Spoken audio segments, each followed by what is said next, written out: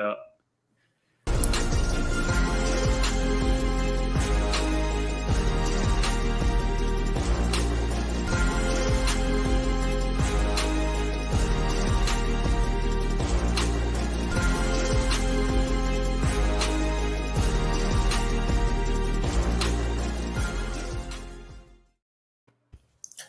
DGen Nation fam, what is going on? What is happening? It's the DGen Nation podcast. We're coming at you this week with episode 100. And Maddie already starting it off lit. If you caught that little tidbit there at the beginning, he's talking about stand-ups. He's getting hyped. Kev's got the red background. We got D-Bro once again back for another show. And how fitting is it to have Derek on for episode 100? DGen Nation fam, we're getting after it. It's the NFL DFS championship breakdown here on the DGen Nation, powered by the Fantasy Authority. You can follow the Fantasy Authority at FF_authority on Twitter. I'm Ryan Williams. You can follow me on Twitter at RyanAlexander_W. I already teased our guest for this week, Derek Brown, coming in at Dbro_FFB is where you can find him on Twitter. It's a bittersweet week for Derek, and we'll get to that after the introductions. The Godfather, Kevin Steele himself, repping the KC area. Child, please, at Fantasy Rat 13 is where you can find him on Twitter. And then we got your boy, Matty Gets Buckets, Matty2V2, Matty DFS is where you can find him on Twitter. That's Matty Dickinson. Boys, it's championship week. It's episode 100. How we feeling today? Fucking fantastic. Hey, I got a question. Whose team here is still in the playoffs?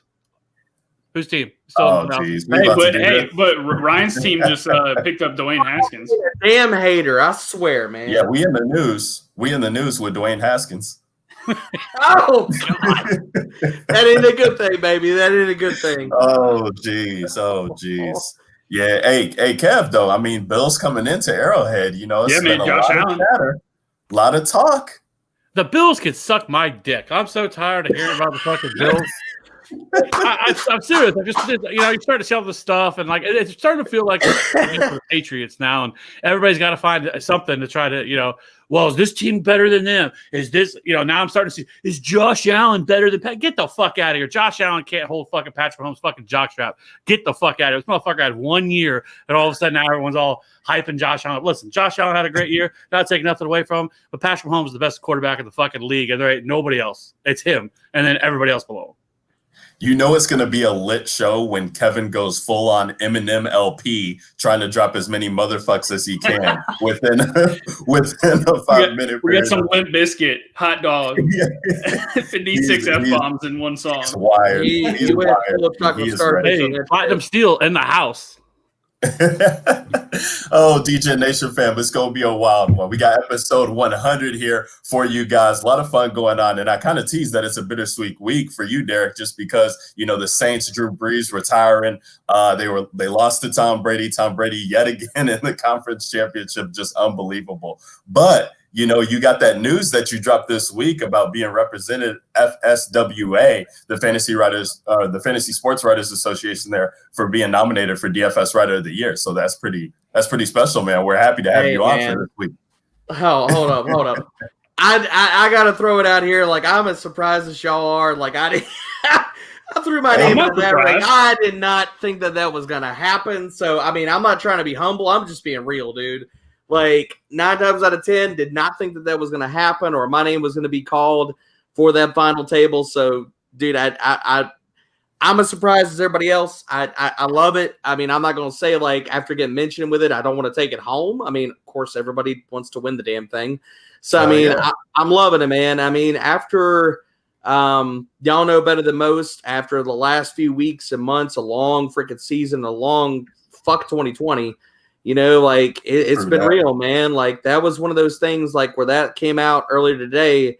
And I was like, whoa, man. Like it really made a whole lot of those nights and weekends and stuff like that for those 3 a.m. and not sleeping and stuff and just being like, what are we doing here, baby? Like it made all that stuff worth it, man. So I appreciate that. Hell yeah. No, we appreciate you, taking the time. We know last week you couldn't be on because you were grinding that content for sure. But we appreciate you coming into the chat as always. And it's always nice to have you on here. We gotta go 3-on-1 with Kev and put him in his place. So anytime you could be on, brother, we'll definitely have you. Always. Hey, shout out to Sean Goglin in the chat, man. Congratulating us on 100 shows, man. Sean, we appreciate that. Appreciate everybody who's in the chat, man. If you guys are watching on the YouTube channel, go over there and subscribe to the channel, like the videos, man. We got a lot of Dynasty content that's been coming around for the season and the off season as we get into 2021. Hell, Kev's even talking about getting in on some of these rookie profiles and doing some videos on some of the guys that he's liking. So it's getting lit over there, and we hopefully can have some more Dynasty content for you guys, some best ball content and things like that in the off season. We're not trying to sleep on you. We just gonna go into something else. So that's what's up. And then also, check out the website too, fantasyauthority.com. CJ Lang just dropped an article about Chris Olave staying there at Ohio State and not going into the draft. So a lot of stuff going on at the Fantasy Authority. We appreciate that. You guys can subscribe to the channel for more content. But let's get into the DGen Nation pod, and let's get into championship weekend, as there's only 4 teams left standing, guys. We got 2-game slate here on Sunday, kicking off there that early game, which I believe is the NFC game there. With the Packers taking on the Tampa Bay Buccaneers. And then we got the Bills taking on the Chiefs on the late slate. I mean, a whole lot to unpack. So, I mean, we could go ahead and just get into the slate, right? So quarterback position, I mean, well, first of all, I mean, these are the games that we want to see, right? I mean, Derek, pour one out for the Saints. I feel you. But, finally getting Rodgers against Brady in the playoffs, I'm definitely excited about that. Excited to see what the Bills can bring with the Chiefs. Everything's been made about concussion protocol for Pat Mahomes, right? Pat Mahomes comes in at the highest priced quarterback on the slate. He's 7,600. And then the rest of the pricing just on the slate in general is pretty soft. And we're only talking about 2 games here. We always talk about, Maddie's always good about looking at contrarian plays and kind of thinking about guys who are off the radar. And this slate kind of presents itself to where I was talking with some people on Twitter just about leaving salary on the table, I think is a contrarian way you can attack it because of the pricing being so soft. And you got the quarterbacks, they're priced the way you would think they would be as far as ranked. Pat Mahomes at the top, Josh Allen, Aaron Rodgers, Tom Brady. I've seen a lot of people talking about Aaron Rodgers being at 6,500 this week, coming in at that price tag, going against this Tampa Bay funnel defense, right, quote unquote, that they just have been stopping the run at will. Vita Vea coming, possibly being activated and playing in this game. So, Maddie, let's start it off with you, man. I kind of want to see where your head's at this week for the quarterback position, knowing that we always do this usually on Thursday, and there's a lot to unpack here. But you kind of always come at it from a different angle. So I'm curious to see. I mean, that builds right now take me to Pat Mahomes if he's playing, hoping that the ownership can be low on him at his high price. What are you thinking this week at the quarterback position? So with the running backs priced like they are, I don't think his quarterback price is going to be an issue, and I think everybody's going to play Pat Mahomes. I want to play Aaron Rodgers. I think Rodgers has a chance to be the highest scoring raw point quarterback on the slate. And that's not a knock to Mahomes at all. That's just, I think Rodgers is in that good of a spot. And we know that he's got a monster ceiling. I mean, Vita Vea is coming back for Tampa Bay. So a pass funnel defense just turned into more of a pass funnel. And Tampa Bay's pass defense is not very good. They've just, played some weak competition this year. And they've been torched in games where they face good quarterbacks. So 6,500 for Aaron Rodgers on a slate, like you said, where pricing really doesn't matter. I think everybody is going to try to get up to Mahomes and Allen. And I think that AFC game is going to be much higher owned than the NFC game outside of like your Devontae Adams one-off. But, I mean, you stack up Rodgers and his prices are cheap, so you can still get exposure to those Chiefs and Stephon Diggs type of plays, even though you're full stacking Green Bay and running it back with Tampa Bay. So I think the contrarian play is going to be to stack up the NFC game and just, dabble with some pieces from the AFC game mixed in. But, it's really hard to get away from Aaron Rodgers this week. It's just Tampa Bay, their defense is pass funnel. We've attacked them all year. Brady's going to throw a bunch on the other side, so that game can, have a ton of pass attempts, which the same can be said for the AFC game as well. Like, what did the Bills run it? Like, voluntarily run it with the running back, 5 times last week? Right. So it's like, I mean, if the Chiefs can also do the same thing, assuming Mahomes is healthy and playing, which it sounds like he's going to be. So, I mean, really, it shakes up for 4 teams that should throw the ball a ton. And on a slate where touchdown variance is going to be king, Rodgers has 4 to 5 touchdown upside. We know he's going for MVP, and he wants to make this one more run at a Super Bowl and prove all the haters wrong, especially that Green Bay front office that seemed to be drafting for the future this past draft and not really for this year. So I think Rodgers is going to come out and prove a point, and I don't see any way Tampa Bay stops Devontae Adams. So Green Bay will be my highest owned offense. No, and I do like that, Maddie, and I know a lot of people are going into that same boat. With playing Pat Mahomes, we kind of saw it last week, right? I mean, there's so many weapons, so many different ways they can attack you. And with Mahomes being banged up, you're thinking about the mobility could be limited there. So maybe not as much rushing as we saw. He was banged up, and then he tried to run for the first down there and got the concussion. In that game late. But, before that, he had 21 points, I believe, or 20 something in the 20s DraftKings points because he ran it in for a touchdown. So if you don't get that production from him and you're getting, Hill scoring one, Kelsey scoring one, maybe Robinson or Watkins coming back, he gets one. If the production's not all going to the right players, you might be able to get all the concentration from Hill, Kelsey, or some of those guys going on one-offs. Derek, I'm going to talk to you next. Then we'll go to Kev, and I'm curious to hear where his thoughts are. But D, as you were breaking into the slate, what's standing out to you, man? As we only got 4 quarterbacks to choose from this week, and I think guys like Brady are going to go on their own. I don't disagree with Maddie that we could see a lot of yards from that game. I know there's a FanDuel prop for them to put up 600 yards, and I love that. I like that. I forget what the odds are, but I feel like Brady's going to have to throw. His ownership should be low. What are you looking at this week, Derek?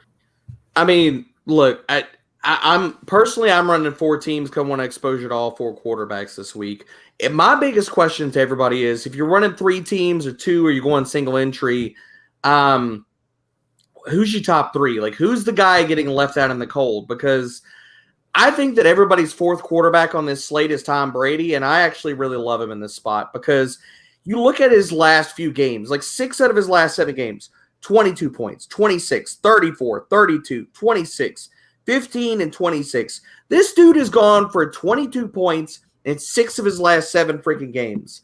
Like, if anybody wants to sit here and tell you he's not going to run, he's got no ceiling, what in the absolute fuck are you looking at? Because the dude has a ceiling, can absolutely score in this game 25 to 30 DK points. They're going to freaking toss the ball. In the last few weeks, they've gone to more of like throwing on early downs, throwing in a lot of different situations. Their pass rate is up. Their neutral script pass rate is up. I am not worried about Jair Alexander. We'll talk about that more about when we get to wide receivers. But I love this game because you have a team on the other side that is going to push. Aaron Rodgers is going to come out pissed off. Everybody's going to want to talk about Aaron Rodgers for good freaking reason. Like, I'm actually kind of surprised on this slate that, like, it's not actually Aaron Rodgers as the number 2 price quarterback. So, like, I get why everybody's going to and saying, like, he's underpriced, because I do agree with that. But in saying that, we can also make an argument that for what Brady's done over the last, like, 6 to 7 freaking weeks, that dude's underpriced too. And nobody's wanted to talk about that shit because, like, oh, he's old. Oh, he's washed. Oh, he's – get the fuck out of here, man. He scores DK points. That's all I care about. And over the last, like, 5 to 6 games, the dude has been elite. Top of the league in deep ball passing. If you look at attacking this secondary for Green Bay, outside of Jair Alexander, they don't have the cornerbacks in the other 2 freaking spots that should scare the shit out of anybody. So I love Brady in this spot. Honestly, point per dollar, he's probably my favorite dude on the entire board because you can build some lineups that are pretty damn nice and fit some good pieces around him and really get contrarian. Like, if you want to go full game stack this dude up and play for – we've talked about it here before. Play for the nuclear game. Play for this dude going 350-4 and stack him up with 3 dudes. That is easy as shit to do with Tom Brady. Like, so I love him point per dollar. I'm not going to talk anybody out of playing the other 3 quarterbacks. The only thing I really want to hammer on here is that Brady is going to go overlooked. I think he's going to be the lowest owned quarterback on this slate out of the 4, and he has a ceiling to match these other 3 dudes in this freaking spot. So I love Tom Brady this week. Yeah, and we just watched one thumb Jared Goff just march down the field how many times last week? Fuck, man, that Green Bay defense was horrible.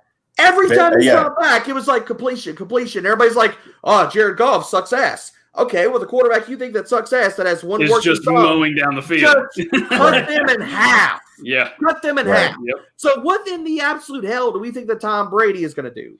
It's wild. Like, you look at these touchdown totals for these quarterbacks. Mahomes has actually thrown the least amount of touchdowns between these 4.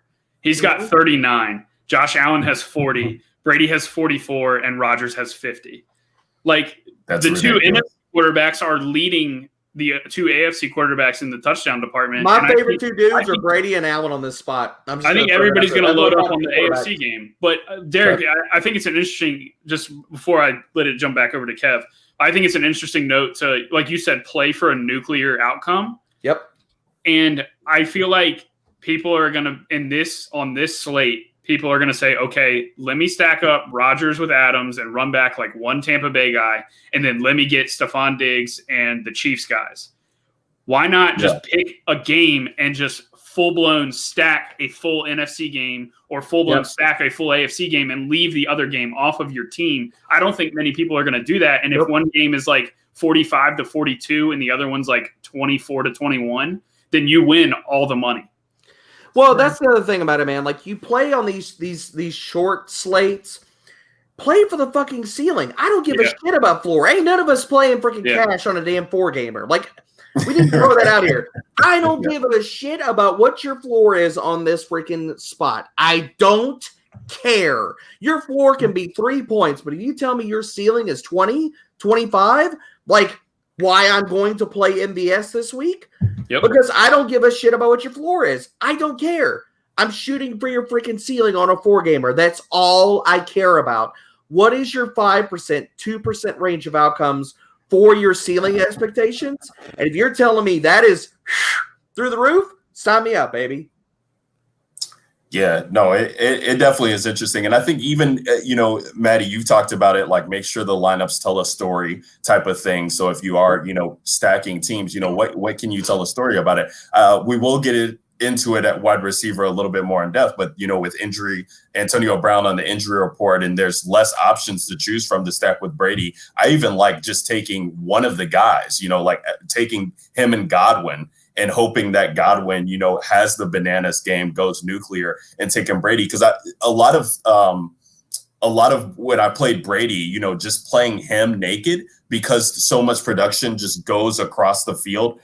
He's targeting Tyler Johnson, as well as the top 3 guys there. So you just never know what you're going to get. And Brady could have, a 30-point game, and maybe Godwin, has 24, but all the rest of these guys could be in the teens. And on a 2-game slate, maybe that's enough, but you could see guys in other spots that kind of pop off. So not even mega stacking that, but just kind of saying, okay, well, if Brady's going nuclear, let me get the Green Bay guys on the other side without taking Rodgers, and just hope that the production, all goes to one player on Tampa. Kev, as I toss it over to you, man, how are you feeling? I mean, just tell us right off the bat, like, what is your Josh Allen exposure going to be this weekend? Setting that man up. Because I know he builds multiple lineups, so I'm just curious. I mean, you've got to have an emotional hedge. My thing here is I guarantee you the person who's going to take down the tournaments this weekend is going to be people that leave a ton of money on the table. Yeah.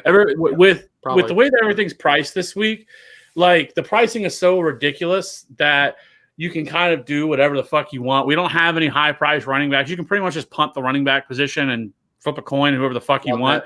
Like, to me, like, when it comes to the running back position, it's almost like you would treat a defense, like, build the rest of your lineup and then fit whatever running backs in you can. And that's pretty much the way that I would handle it, because there isn't a good running back option this week. There is none. Like, if you want to try to sell me on Clyde Edwards-Helaire, because Clyde Edwards-Helaire is definitely playing. Sammy Watkins is definitely playing this week. The plan all along with Clyde Edwards-Helaire was to kind of nurse him back slowly last week and then to shut him down and then bring him back for this week. This was always the plan for him. Sammy Watkins is definitely going to play. He's practiced each day. He'll be back for this game, which is really a big key for this offense, because when Sammy Watkins has played, this offense has been at its best. So, and Sammy Watkins is $3,800 this week. So for me, like, I think it's going to be getting different and not trying to I want to jam as many of these guys in my lineup, because inevitably one of these guys is going to fail, whether it's Devontae Adams or Stephon Diggs, or Tyreek. It could be any one of these guys. There's going to be a landmine here with one of these guys. And I think getting contrarian at other spots and trying to build lineups where maybe you're leaving 2 or 3K on the table to get different, I think it really end up being the spot and being the most different, because everybody's going to try to do the same thing and fit the high-priced wide receivers in their lineups in any way, and with Travis Kelce, and I think that's the way it's going to go. And I think just trying to get a little bit different from there, because to me, this is more about strategy this week than it is than anything. It's a 2-game slate. You're not going to be able to get incredibly much more different than other people are. So, like, the little edges that you can get, I think, are going to be key for you to actually take something down this week. Versus other weeks when you have a bunch of games on a slate. Because on a 2-gamer, I mean, it's pretty narrow. Now, we did get the best 4 teams we possibly could have got, probably, in terms of DFS. There's not like a game where you're just like, I don't want to stay away from that. So then all of the ownership is going to be condensed to one game. I do think the Chiefs and Bills is probably going to have more ownership than the Packers and Tampa. I believe that Tampa's probably a little bit low. People are a little bit lower on them because, one, their implied point total is the lowest on the slate. It's only 24 compared to some, Kansas City, who's at 28. Can we say that's wrong, though? Like, do you think this should be higher, Kev? Like, doesn't that feel like it's damn low? Like, it's giving too much credence to the Green Bay defense?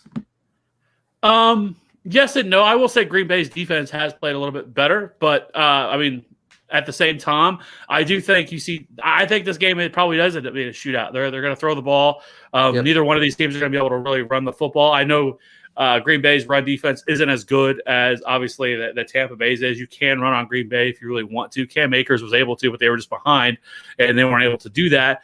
But I feel like that all 4 of these games, though, are going to be both these games are going to be the same. Like, these are 4 teams that really want to throw the football, and I think that's what we're going to be seeing a lot of. And so I think getting the secondary pieces in the passing game right, like a Sammy Watkins or a John Brown or Alan Lazard or guys like that, is going to be key to you really taking down a tournament this week. It's not about figuring out how to play Travis Kelce in your lineup, because everybody's going to play Travis Kelce and things like that. It's going to be those secondary options that you get in your lineup, picking the right defense and stuff like that. That's really going to matter. Like, taking a stand on quarterback, I don't know. Like, I think you can play all 4 of them. Like, they're all 4 have 35-point upside in them. Like, there's not one that you're just like striking off the list, right? And so for me, like I said, like I will probably have multiple variations of all 4 of these guys in lineups, and then trying to get different at other spots. And I think that's how I'm pretty much going to attack it. I think if you're running 20 max, which I know Ryan, you and Kev run a lot, me and Maddie are more like single entry 3 max guys. Like, running 20 max, I think like playing out, like you're talking about, all 4 quarterbacks are viable. That's why I said I'm running 4 teams this week. But I think if you're going 20 max, like, playing out different game scripts. So, like, if you're going Aaron Rodgers and the pass catchers, or you're going and telling yourself, okay, the Bucs are going to get up by running the ball. I'm going to run it back with Ronald Jones. Okay, with this other one, okay, well, maybe Tampa trails, and maybe I go Green Bay stack with a Leonard Fournette coming back. Like, how you're varying in the game scripts and how these games play out, really, I think is what you come down as key to nailing in like a 20 max or a 150 and being like how you take shit down. Like, you hit that right and hit the nail on the head with like how that game script plays out and where you stacked and how you thought about that, like, and how that game goes in your head. That's really what all this comes down to me. Yeah, no, I love that, Derek. And, if you're playing 20 max, and I learned this lesson last weekend. Last weekend, I loved Valdez-Scantling. I had him on like 10 teams in a 20 max, so I was 50% exposed to him. And Maddie and Ben were all over Alan Lazard. And I was just like, okay, what am I missing with Alan Lazard? Like, I don't like him as much as MVS. He's been back. I miss that train too, my friend. I feel you. And I made one team, and that was a team that ended up doing the best for me on the entire weekend of all the teams that I made, just to have that one bullet.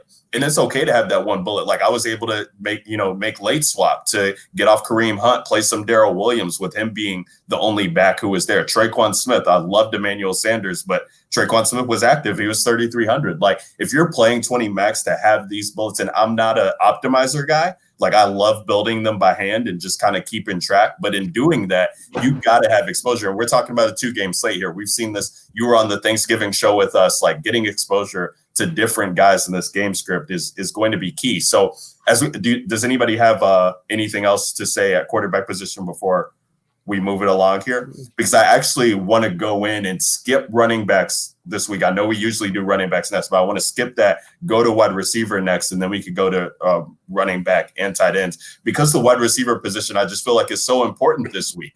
We got Devontae Adams on the slate. We got Stephon Diggs on the slate, Tyreek Hill, Chris Godwin, Mike Evans, possibly without Antonio Brown out there as well, too. So I'm really curious to see what you guys are doing, because I do agree that leaving money on the slate is important. We got, Travis Kelce at tight end again that we'll talk about. But, I mean, that dude's really a wide receiver. So, like, playing, Hill versus Kelce is, again, going to be a thing. And people will make lineups with both of them on the same lineup with Pat Mahomes. I know Kev doesn't really like doing that all that much, and he talks about that time and time again. But you're really going to have to take a stand. And I guess the guy at this point, as early on as it is, and I don't really have that much exposure in my early builds to Aaron Rodgers, but I have to play Devontae Adams. I mean, this guy is the one guy who could go out there, I feel like, and really like to say, and Tyreek Hill, he definitely can do that too. But I probably will just have so much exposure to Kelce that he will be the guy that kind of, falls off. And you're looking at last week of what Devontae Adams was able to do with all the talk about, Jalen Ramsey being out there, and they had their little scuffle pregame. And this dude was still going out there and putting up 21.8 points. I mean, I respect Carlton Davis. I think he's legit. I don't think he will be able to shadow because Adams moves around so much, but maybe they change that up. I don't know. Or Derek, you look into matchups more, so you might have more insight on that. But at 8K, it's just not enough. He's just not priced enough. He's on the first game. Like, whether I'm playing Aaron Rodgers or not, like, I have to have exposure to this guy. I will have exposure to Valdez-Scantling again. I mean, we're just looking at the deep ball here.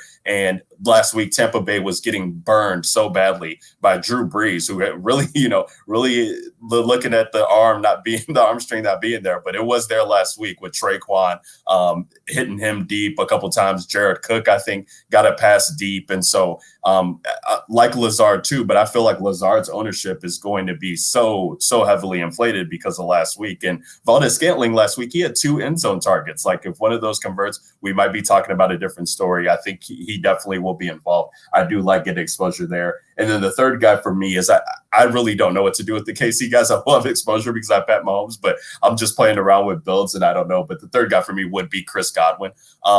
Very frustrating that he didn't complete that touchdown catch there in the end zone. I think even if Antonio Brown is healthy and goes, the game really depends on what Chris Godwin can do in this matchup. And if he's going to avoid that side that Jair Alexander is on, because teams just have not had success of throwing to that side. I think Goff had whatever it was, 70% of his passes or something crazy like that were all to the other side where he wasn't. So Godwin playing out of the slot, I think he'll be able to avoid that. And he's just been the guy that I feel like Brady can lean on. He's leaned on him in this matchup.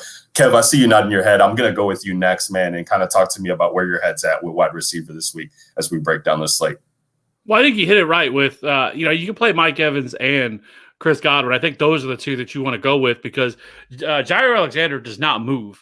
He stays on his one side, and those are the two sides that Mike Evans and Chris Godwin are not going to see. So you're not going to have to worry about Jair Alexander for either one of those guys. So the guy you strike off, whether he plays or not, is Antonio Brown. If he doesn't play, whoever's playing on that side, you just don't stay away from, because I think that what you'll see is Tampa Bay not move Mike Evans over to that side. And Chris Godwin obviously plays majority in the slot. So you're not really going to have to worry about Jair Alexander in that case. So Mike Evans and Chris Godwin are both definitely a play. They're both ridiculously priced at where they're at. And so, but I do think that those guys are probably not going to be as highly owned because I don't think people are going to be able to fit them in because, like I said, everybody's going to want to play Adams and Stephon Diggs and Tyreek. And so for me, like I think those guys are going to be overlooked. I think people are maybe going to get one of them in their lineup. But, if you can fit both of them in a lineup, then I think that is different enough that you're not going to be seeing a lot of people doing something like that. And so I think that's the direction you could go. Tyreek, you have there's nothing to worry about with Tre'Davious White. Tre'Davious White, again, he does not shadow, and he does not go into the slot where Tyreek Hill plays around 60% of the time.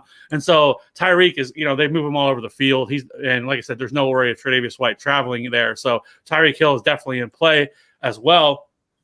And as for the other guys, like Stephon Diggs is going to be interesting because the Chiefs have done really good against wide receivers this year. The last time they played week 6, I don't know what to make of that game because the Chiefs did something that they normally don't do, and they ran the ball like 35, 40 times in that game. And that's just not something they've done all year, and it worked. I don't know if the Chiefs try to do that again this week. Like, I would be surprised if they did, but they did a really good job against Stephon Diggs in that game. I think he went like 6 for 47. I think he found the end zone, but it still wasn't what you typically see from Stephon Diggs. Like, if Stephon Diggs goes 6 for 50 and a touchdown, you're probably not looking good with having him in your lineup just because of how highly owned he's going to be on this slate. But he's the guy that I probably feel least confident in terms of the top 3 guys, because that's the decision you're going to have to make. Like, who are you playing out of Devontae Adams, Tyreek, Stephon Diggs, and then Travis Kelce? Those are kind of the 4 big names among all these guys in terms of the highest price guys you have.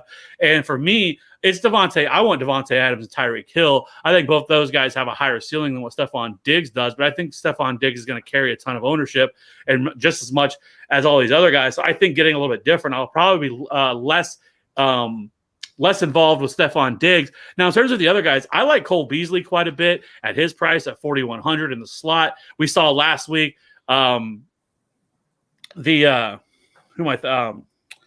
Jarvis Landry was the best wide receiver they had last. I think he had 6 receptions for them out of the slot, 6 or 7. So I do think Cole Beasley at his price is in play. So we'll have to watch with the Chiefs if Rashad Breeland's out, because they're going to have to kind of move everybody over. L'Jarius Sneed, who I will say their 4th round pick, has played really, really well this year. He's been a baller, but he is likely going to have to move to the outside, and then they're probably going to have to use Rashad Fenton. Hopefully they get him back if he would move into the slot, because they would not have Rashad Breeland. We'll have to see if Breeland gets through the concussion protocol. So that will change things a little bit in terms of their coverage. But other than that, like I said, like for me, if I'm going to pay down, and like Sammy Watkins is definitely at $3,800 is just too cheap for him. I have chased that all year, and I'm not going to stop now when he's $3,800. And then I think Allen Lazard would be the guy that I would much more prefer between him and Valdez-Scantling. Like, I think Valdez-Scantling certainly is, he's the deep threat that they have, but Allen Lazard definitely looks like Aaron Rodgers' favorite number 2 target. So as the other cheap guy, I think it's Allen Lazard for me.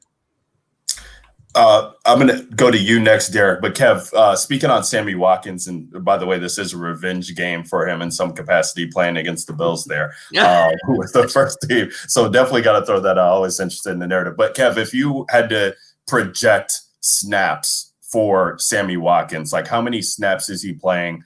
How does this affect the Robinson, Mecole Hardmans, who will still see into lineups even if he is active? Well, I thought it was interesting last week. Like, Demarcus Robinson did not play as much as I thought he was going to, or at least he wasn't involved in the game plan as much as I thought he was going to be. It was much more about Mecole Hardman.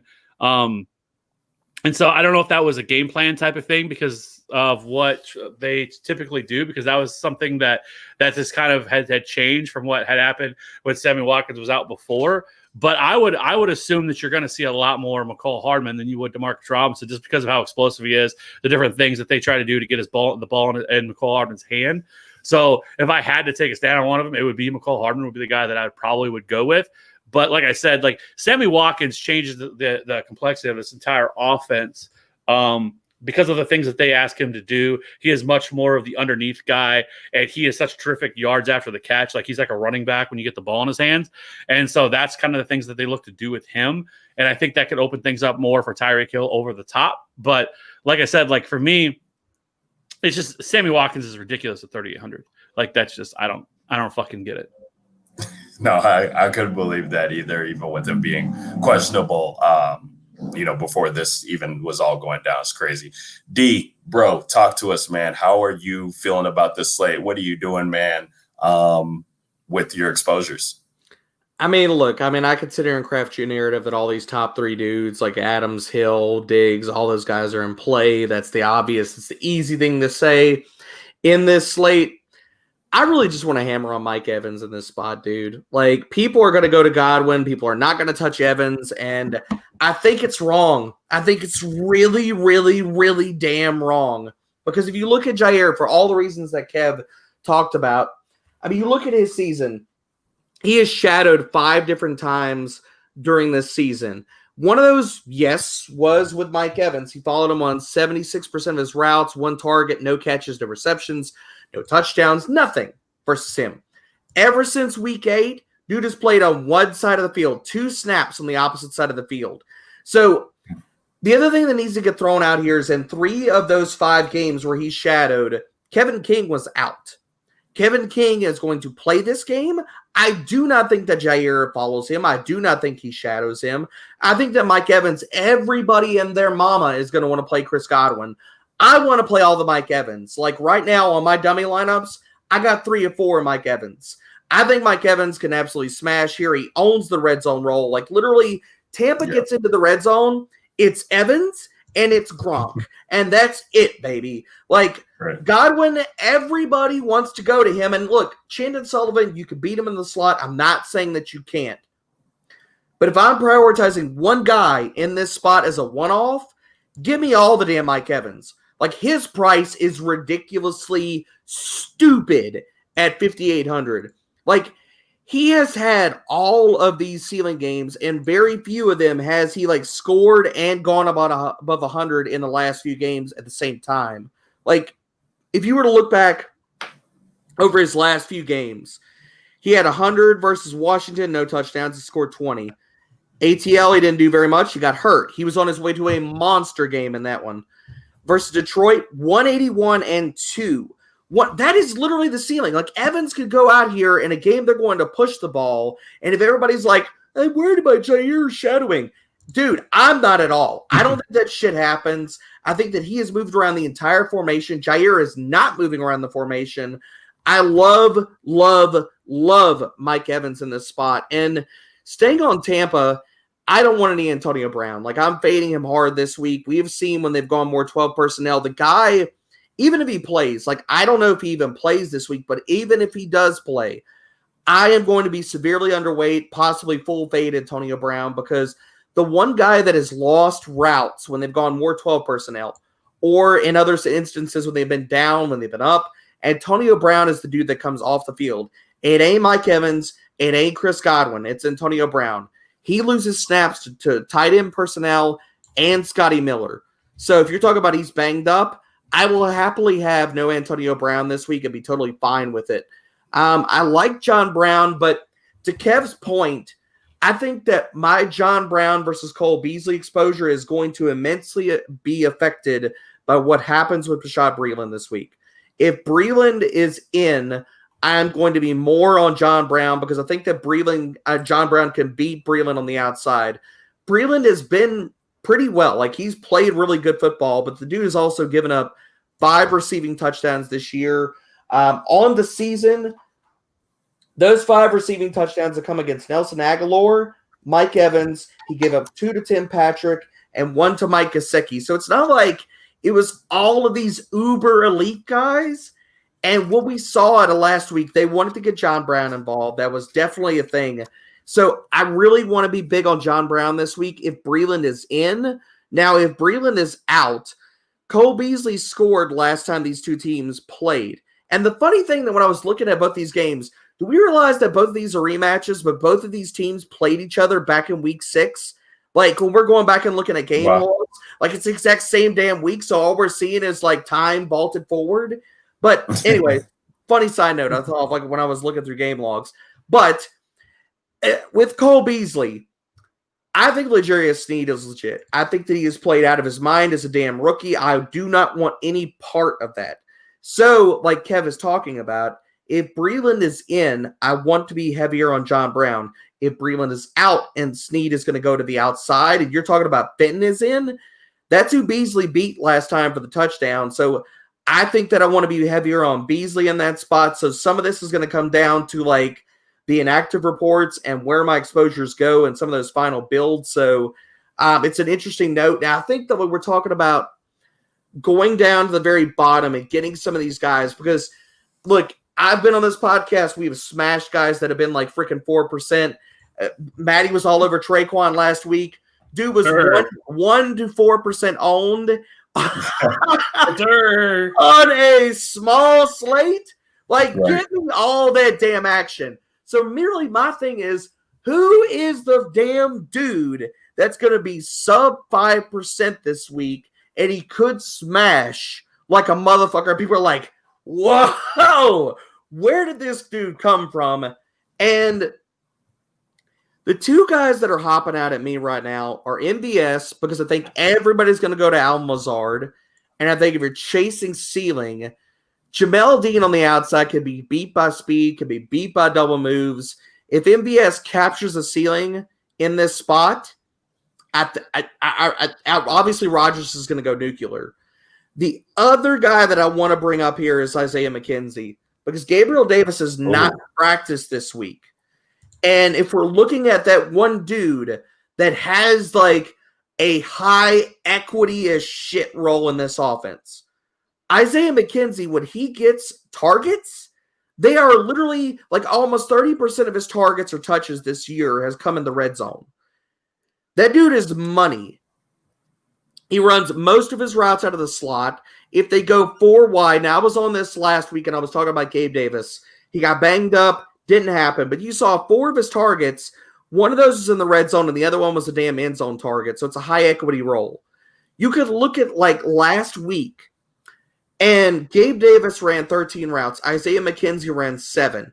If Gabe Davis, who has not practiced so far this week, is out this week, and McKenzie is running as the 4th dude, we could be getting a guy that runs 20-something routes if he takes over both roles at 3K, who has massive red zone equity in this offense and could be sub 5%. We've seen what his ceiling is in week 17. Nobody's going to play this fucking dude. I want somebody to say McKenzie, especially, and make it a point on my Josh Allen teams. That is a call right there. That's D, bro. That's why you get nominated, D, bro. You digging deep. You digging deep in the numbers. You have interest in the Isaiah McKenzie Bills double stack? Because I played that last week. Yeah. And I'm I had with the special teams, we'll talk about defense when it gets to it. It is what it is for this week. But yeah, I do like that call because he does. Hey, we talk about he gets a receiving touchdowns, you double stack him with the defense, and you get a punt return. Just talk about crazy ass outcomes. Hey, I mean, on a 2-game slate, everything's on the table. Everything's on the table. Maddie, 2v2, my man. You always coming down to it. How you feeling this week, man? What are your builds looking like with wide receiver? And I'm interested to hear where you're at with the Green Bay Packers exposure at wide receiver with you going Rodgers. Yeah, so 2 things. One, I want to, I never take any victory laps, so I'm going to take one this time on the 1 to 5% owned Traquan Smith last week. Yes. And there's really one reason why we played him, right? And that reason is Sean Murphy bunting. Is the slot corner for Tampa Bay. And so now we get Allen Lazard in the same exact matchup, which, last week against the Rams, everybody was like, oh, well, I don't want to play Green Bay pass catchers because of Jalen Ramsey, and they get so much pressure on the quarterback. And, I mean, the Packers are going to put up points no matter who they're playing against, right? So you look at, okay, so if Adams is kind of limited, who does it funnel to? And, Troy Hill, he's kind of been an outside cornerback, for the majority of his time in the NFL until this year, where he's kind of moved over to the slot. And so, Lazard got matched up with a guy who's not really been a slot cornerback, and we saw what he can do to somebody who's kind of maybe playing out of position a little bit. So Yeah, Sean Murphy Bunting is not good. He's allowed a 77% catch rate this year, which is hilarious. Oh my gosh. It is so bad. So bad. Yeah, I think, Lazard could be a bit popular, but I mean, the Traquan matchup that's why I liked him last week, and he ended up paying off. So I'm going right back to the well. I think the matchup is very good. I'm actually really glad that Derek mentioned McKenzie, because looking into, with Gabe Davis being questionable, I mean, the Bills they're gonna run a ton of four wide receiver stuff. Like, they don't want to go, they're gonna sprinkle in 11 personnel with a tight end out there, but they will spread you out and try to go four wide and just throw the ball like all day. That's what they're going to try to do. And so if Gabe Davis is limited in any way or misses the game, all of a sudden you now have Beasley and McKenzie in the slots, and you've got Brown and Diggs on the outsides. So Beasley is likely going to see the better slot corner, and McKenzie is going to get the shitty one. So I think, with how explosive McKenzie is, I think he makes a ton of sense. And how many times have we seen the Bills this year? So I think the slate comes down to two things. It comes down to the Bills and it comes down to the Bucks, and which guys catch touchdowns for those two teams. Because we have seen both of those two teams do weird shit this year where you're like, oh, that guy caught a touchdown. He ran like two routes, but he caught a touchdown. Motherfucking like, Tyler Croft. Tyler Croft, McKenzie, like the Bills have done weird shit all year. Then you've got Brady, who will throw to Cam Brate. Scotty Miller's a threat. Tyler Johnson will catch touchdowns. Like, the Bucks will do weird stuff too. So don't be afraid to, kind of go off the board on this slate at the cheap wide receiver position.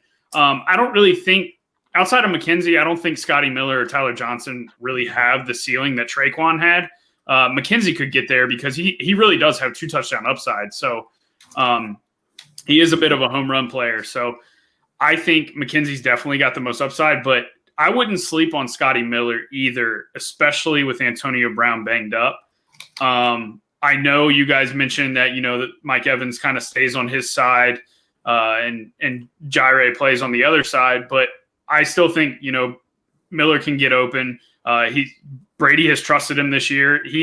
Miller made, I think, one of the biggest catches of the game last week against New Orleans too. So, don't sleep on him, especially if AB is banged up, because he will be on the field.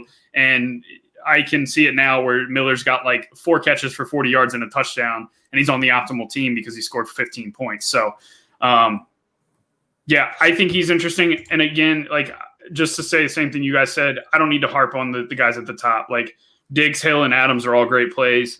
I definitely think Diggs is I won't say the worst play of the 3, but he's definitely the least desirable of those 3. And I tried to build a team with all 3, and you cannot do it. Like, salary doesn't let you. So, okay, that's good to know.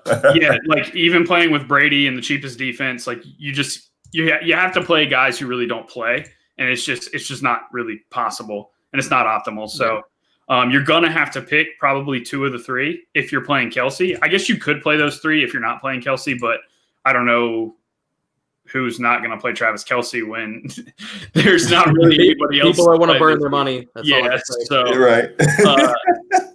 Like, it's true. It's like, I just want to go back to what you guys said, saying, wide receivers volatile. Traquan and Lazard won everybody all the monies last week, and they were not owned.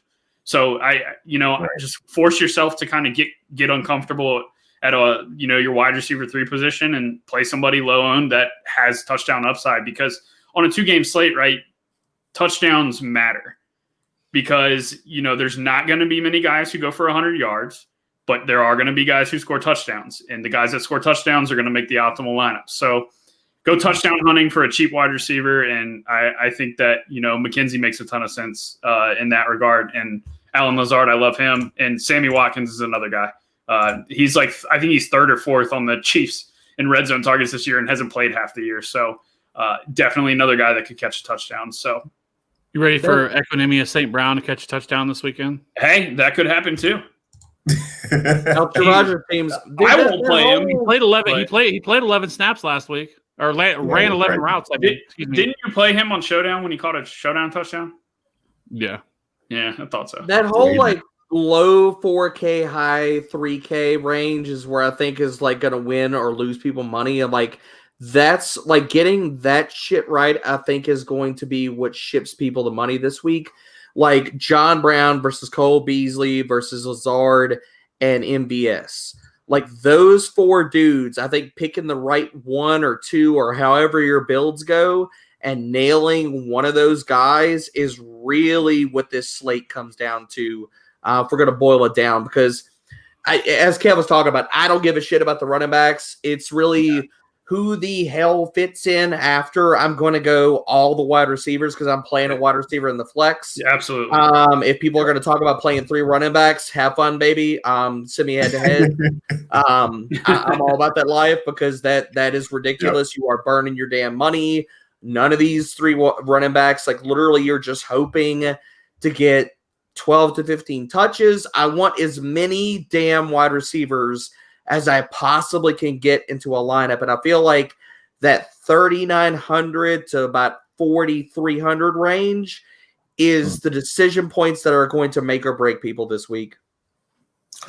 Yeah, no, Derek, that's a great point. And also, we're talking about DraftKings, right? It's a slate where you get rewarded for every reception that there is. So by looking at the running back slate, and we'll get into that here in a second, it does not look great to play 3 of those. Now, if you're on FanDuel, where touchdowns are king, you get a lot more equity there by getting the guy who scores a touchdown. By all means, if you can guess the 3 who are going to pop and wide receivers are just going to be dog shit this week, then have fun over there. But on DraftKings, yes, wide receiver in the flex always.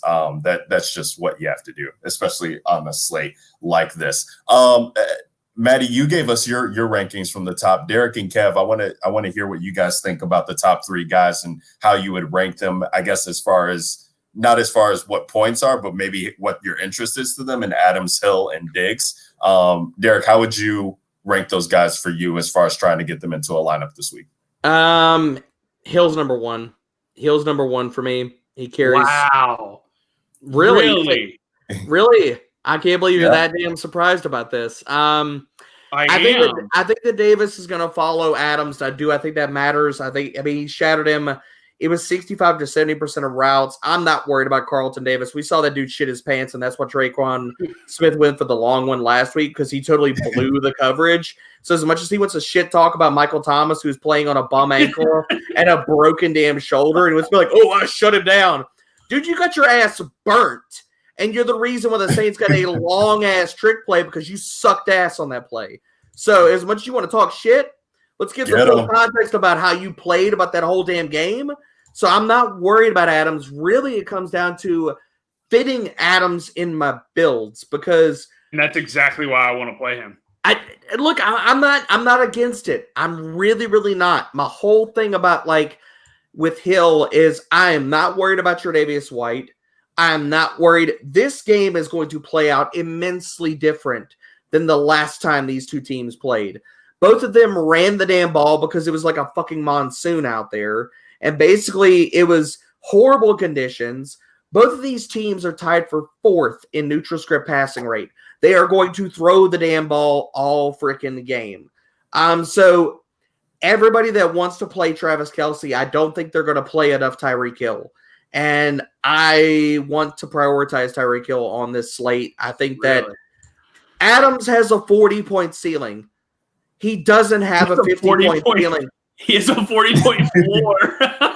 I'm not against that, man, but tell me this. He is their goal line running back. They get to the 1 yard line. He turns into Mike Evans. He's got to hit 3 touchdowns. Hill can literally break off 200 yards receiving, and Adams, I don't think, can do that. Hill can go for 50 or 60, and as good as Adams is, I'm not going to dispute how good Adams is. He is freaking fantastic, but he's also higher priced, and I don't think if we're really looking at the very ultimate ceiling, Tyreek Hill could break shit. Versus what he did versus Tampa Bay, he could do that this week. And that's why I'm prioritizing Tyreek. I love it. Tyreek has 1 game over 36 points, and that's the game he broke shit. Okay. Adams has like 3 games over 40. I'm just do you saying, do you have any games that's over 50? Tell me Adams has a 45, a 48. We're talking about an absolute 46. ceiling. Does he have a 60-point game there, Maddie? Tell me that. Okay, you're chasing a 1 in a. We're chasing ceilings, baby. Right? Okay. Come on. So remember that time you yelled at me for chasing a Sammy Watkins ceiling? That's the ghost of Sammy Watkins that happened 2 times in the last 2 years. And you're still chasing it. Hey, you're still doing it. I'm playing devil's advocate with your own reasoning. Something that's doesn't really happen. I told you not to do it then. Man, looking at this pricing though, for real, like you're chasing a ghost. I'm telling you, a real apparition has appeared in front of me. I know. Hey, baby, what's up? I can score 60 points. No, and I'm not saying that. I'm not saying Tyreek. I love Adams, dude. If you're playing like, okay, and I get your point. Who is the more reasonable guy to go out and score you 35 to 40? That's absolutely Adams. Absolutely. Who is the guy that can break shit and get you not 15th place, but first place? And I think that's Tyreek. And that's for sure. Yeah, I mean that's probably gonna have less ownership. Who is? He definitely will have less ownership. Tyreek will. Really? Y'all think so? I guarantee it. Because it's the first 100 less. Adams is the first game. Adams is the first game. People will not want to fade him. That's people fair. will not want to. Oh man, people play the Chiefs, dude. No. They just play them. Exactly. They didn't fade Adams last week, man. Adams was way more popular than anybody thought he was going to be. No, but see, Maddie, you think differently True. than a lot of people, right? So you have to think about it from the perspective, and just as Derek was saying, nobody is going to want to build a team reasonably that does not have Travis Kelce in it. So right now, you're already thinking about having Kelce, Adams, and Hill. I want Hill and Kelce. I'm going to throw that out there. But that's what's going to that's going to be a tough goal for think people. like a fish, okay? Because exactly. because people are going to want to play Aaron Jones, even because of regardless of the matchup, they're just going to want to have Aaron Jones for safety at running back. And even then, they're probably people are going to pay up for a quarterback and not really think about having Brady teams on teams where they have Adams, Hill, and Kelce. So I already think that, and because it's the first game, I always believe that on a 2-game slate, because it's the first game, those guys always go over owned than what you expect them to go. We talked about the late hammer. We talked about the late hammer. We do talk about the late hammer. And people don't want to wait that damn long, man. I think more people are going to play. I think more people are going to want to play Kelce, Diggs, and Adams than people are going to think about getting Tyreek in there. I don't know, man, because I'm looking at pricing, and like if I go put in Mahomes, Aaron Jones, Diggs, Tyreek, and Kelce, that gives me a little over 3,400 left. That's tight. But if I change Tyreek to Adams, 3,200 left.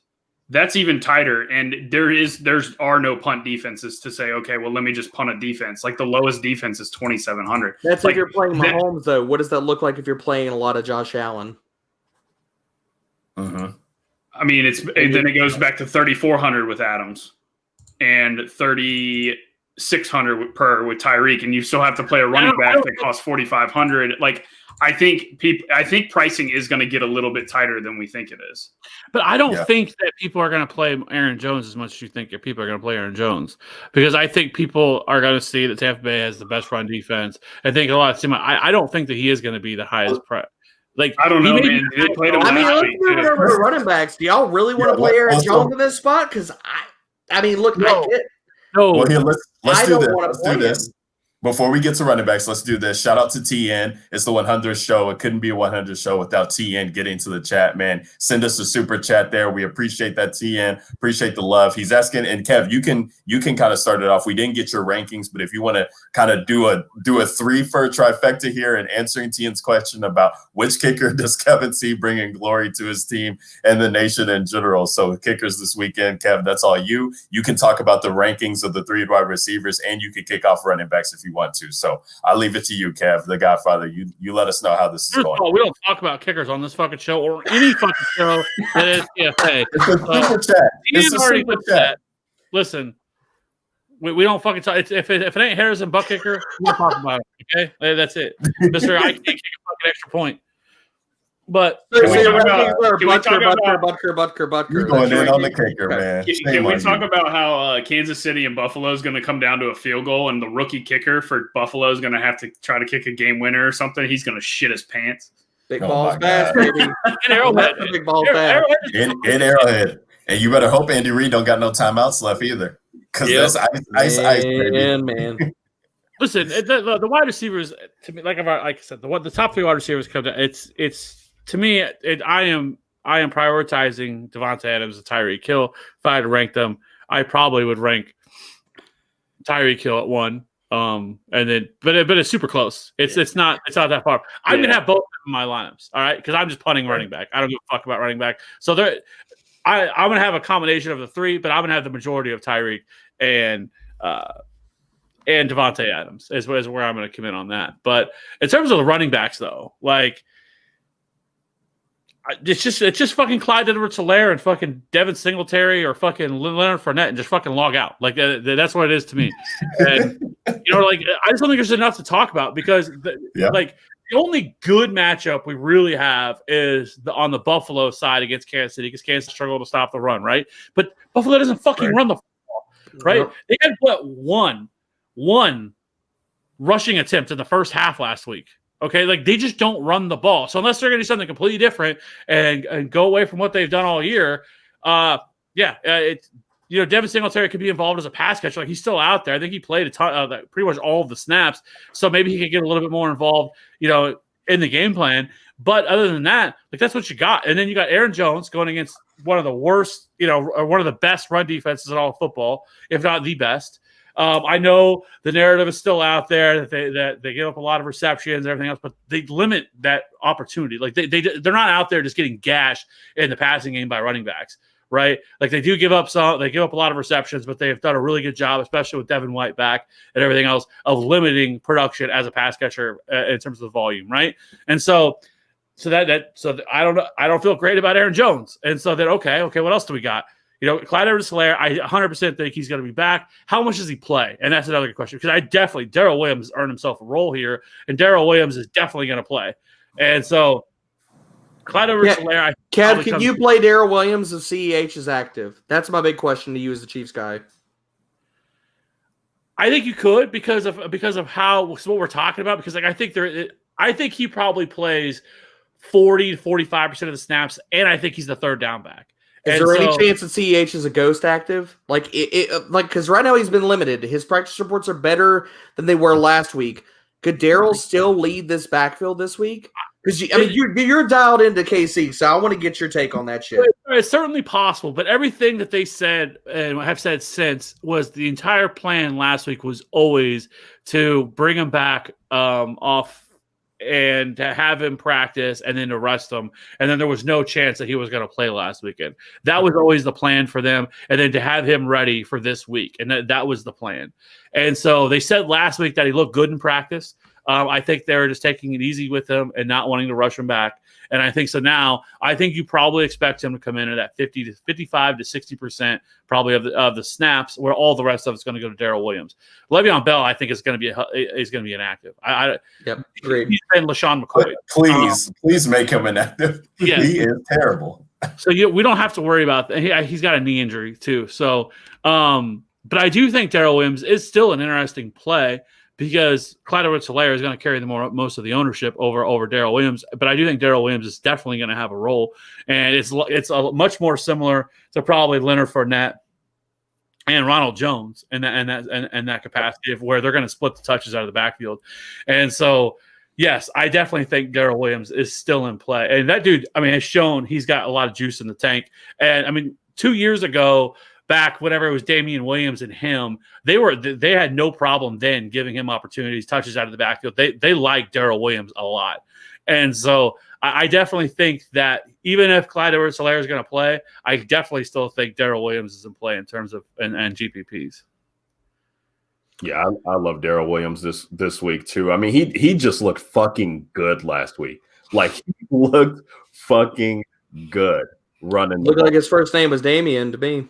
Right, exactly. I was like, and I was about Damian opting out this season, I was just like, God damn, the D Williams squared.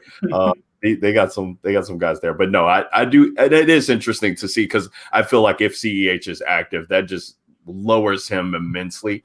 People will think of him as that backup running back, and I do think that these guys will be involved, both of them, because of the injury to Mahomes. Like they can, definitely feed both of them in hopes that they're keeping Mahomes upright, right? If he's going to be getting some pressure from Buffalo and things like that. Kev, you got something to say there? Well, I was going to say, Andy Reid said today that they're not going to stop running Patrick Mahomes. Like that's not going to change. Okay, they're not going to change anything when it comes to that.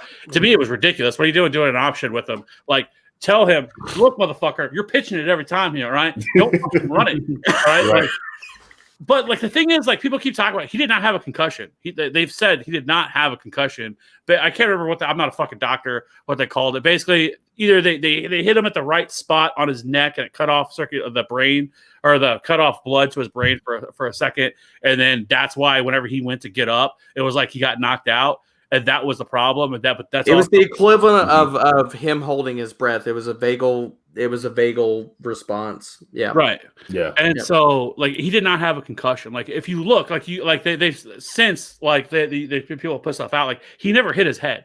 Like that never happened. Right. And so it basically got choked the fuck out. That's what happened. It's basically what happened. It's like that's why he ran off and everything else. Like he wanted to come back. Like if it wouldn't have been for the concussion protocol, Patrick Mahomes' ass would have been back in that game. I'm happy they didn't because you don't want to see anything else happen to him. Obviously, it's better to be safe than sorry with him. But he's 100% playing. But the bigger question for him is something that nobody else is talking about, and that's his toe because he has turf toe. He got that last week. That's what he got hurt with. He's definitely been a little gimpy. I know that they could probably give him an injection before the game. I think Dr. Chow was talking about that. Like if you watch him in practice, they released some video of it, and he definitely looked like he was favoring it a little bit.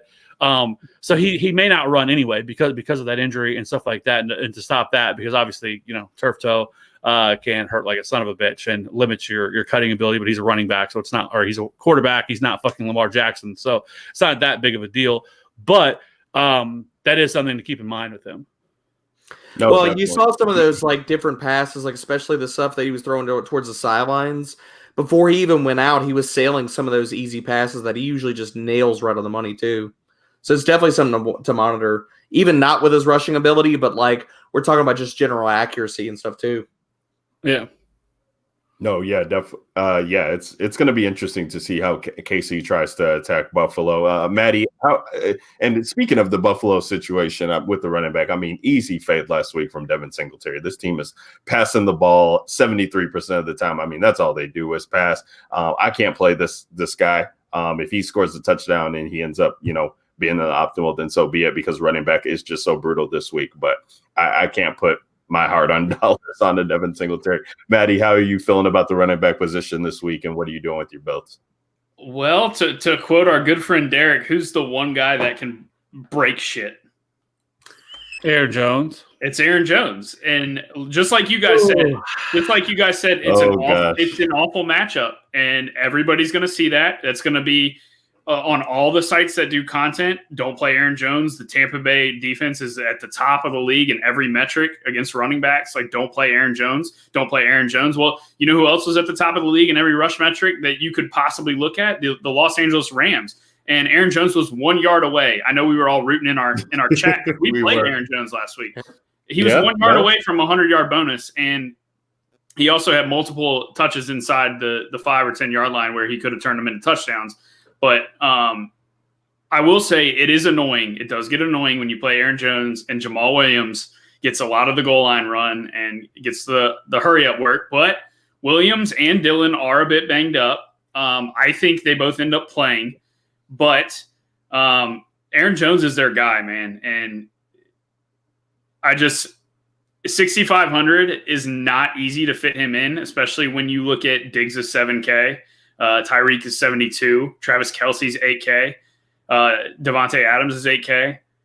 And then you got all the Bucs receivers who are cheaper than him. So I think he ends up in no man's land. And Kev, it's all for the same reasons that you said running back is dog shit this week. I know I can essentially get 15 points. I can lock in 15 from Aaron Jones, but he has a 35-point ceiling. Like, he legit has 3 touchdown upside, and there's nobody else on that slate that has that. So, yes, it's an awful matchup. It is the worst one on the slate by far. But from a talent and ownership standpoint, I do have interest in playing Aaron Jones because I think he is going to be the most talented player that is left off of the most rosters this weekend. So if you're running 3 teams, 4 teams, Maddie, how many are you forcing Aaron Jones onto? Because my problem with getting to Aaron Jones is if he gets you 15, if he hits the floor and he gets you 15 or 16, and these other dudes or these schmoes get you 12, why did I play Aaron Jones when I could have played a wide receiver that could get me 20? For sure. And that is, that is the risk because of how bad. So how much exposure are you getting in your 3 max? At least forcing 2? I will at least force 1. If I get to 2 on my build, I'm good with 2, but I will not have 3. Okay. And I think I'm gonna be like you and end up playing 4 teams. I need to see if they've got any 4 entry maxes. Because sometimes they will run those. Yep. Closer to lock. I do want to play a team with each quarterback because it's so hard to know which quarterback is and they all have the same what they allow for you. That's my biggest thing why I want exposure to all these dudes, because you could switch up your builds with what you're allowing or you're able to do with Tom Brady versus Pat Mahomes. Do I think that running a Brady and Aaron Jones team is very viable? That's probably where I get my Aaron Jones exposure. And I think that's smart, and that's the point I was about to make is when you guys talk about telling stories, do the Packers score less than 25 points this week, or do they do what they normally do and score 30 to 40? I think yes, Tampa Bay held them to 10 the last time they played, but I think they're going to come out and they're going to score a shit ton of points. They voluntarily just drove down the field on the best defense in the NFL last week. The Rams had no answer for them whatsoever. Right. So if I'm playing a team and I don't have, let's say I'm not playing Devontae Adams because I want Tyreek, Kelsey, and a Diggs. Or maybe not even Diggs, but I'm like, okay, well, I don't have Adams. I'm not playing Rodgers. I think the Packers score 30 to 35 points. How do they get there? Okay, maybe Lazard catches a touchdown, but maybe Aaron Jones runs in 2 to 3. And that's where my Packers exposure comes from. So just tell yourself a story and correlate your lineups that way. So on your teams, you don't have Adams or Rodgers, still have Packers exposure to if they score 30 to 35 points, actual points, then you have the guy that is probably getting them there. So, I think lineup construction on 2-game slates, in general as a whole in DFS is just way overlooked. And people, throw money down the drain from playing suboptimal lineup constructions when, you can really expose yourself to outcomes and pair those outcomes together. So if Kansas City and Buffalo is all passing attack, load up on the passing attack there. And then if Green Bay runs it in, you're not competing with other Green Bay passing attacks because they didn't score points. So you now have the correct optimal pairing. So just little nuggets like that on these slates are sometimes what I try to focus on more than the individual players themselves. So I just wanted to hammer that point home.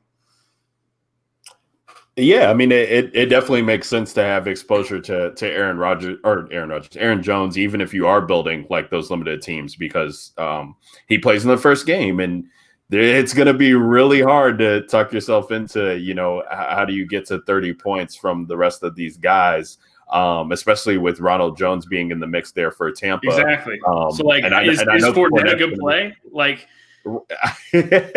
Dude, I've played Rojo on every slate. I'm going to have to go back to him again. He was more efficient. Good. Yeah, but Rojo was more efficient per carry. It was wild. 13 attempts, 60 yards against the Saints, and Fournette's nice. It is interesting because I do think that they have worked with Fournette on the pass catching ability. That's been the Achilles heel for Ronald Jones and what he's not able to do. But as far as when you're talking about breaking shit, Maddie, I mean, I don't think Ronald Jones can necessarily break shit, but would it surprise me if this dude goes for like 100 and a touchdown, maybe 2, and they just get this guy going because now he is all of a sudden healthy, and Arians, named Fournette the starter last week, and he was the starter, but Jones still saw 13 carries. Now he's healthier now. So what's to make me not think that we're not going to get 15 touches from this dude? And again, we talk about late hammer, and nobody will play this guy because everybody will play Fournette. And he's cheaper. And so I think even if you have Fournette builds, like if I have Fournette builds, I consider dropping down to Ronald Jones at that point. Like if I get what I needed out of Green Bay, and Tampa, they're in the first game, but I'm gonna have some Ronald Jones exposure regardless, because I just think that he definitely offers upside from his rushing ability and his efficiency there. And if he's going to be utilized on goal line carries too, I think he could really pay off dividends there. So it's interesting. Are we going to ignore the fact that Fournette was a healthy scratch at one point this year too? Yeah, they're just not the same anymore. Like it hasn't been that. Like, and Fournette's actually looked good the last 2 or 3 weeks. He's looked damn good, and he's looked damn good. To me, like he is their pass catching back. And He so is their pass catching again, back. if you think this game is more of a shootout, then that's a Leonard Fournette game. And he's gonna have more opportunities. Right. He's gonna get he's gonna run the routes.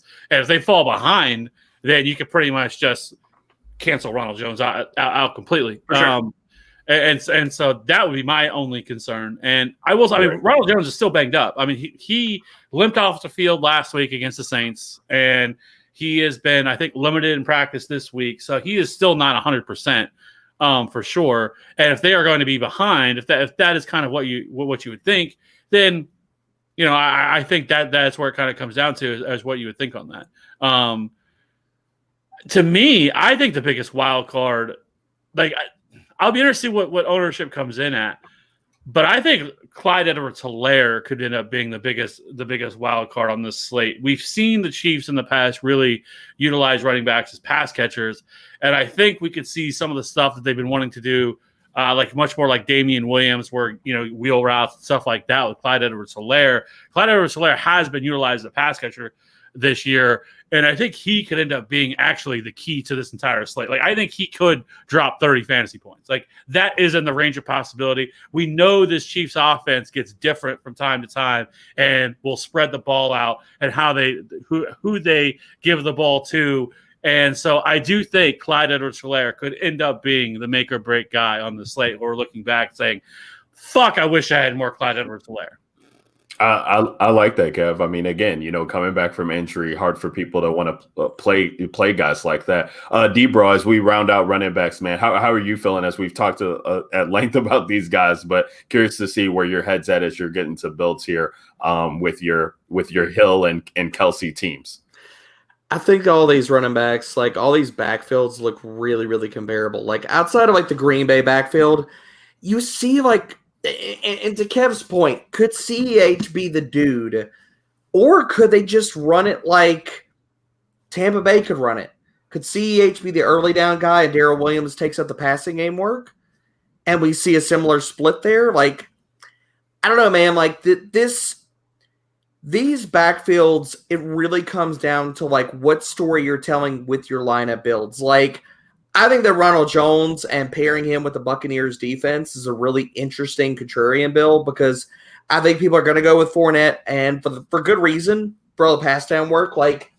If you look at the last 4 games these two running backs have played together, Fournette is swallowing him up whole with routes. He's run 83 to Ronald Jones 44.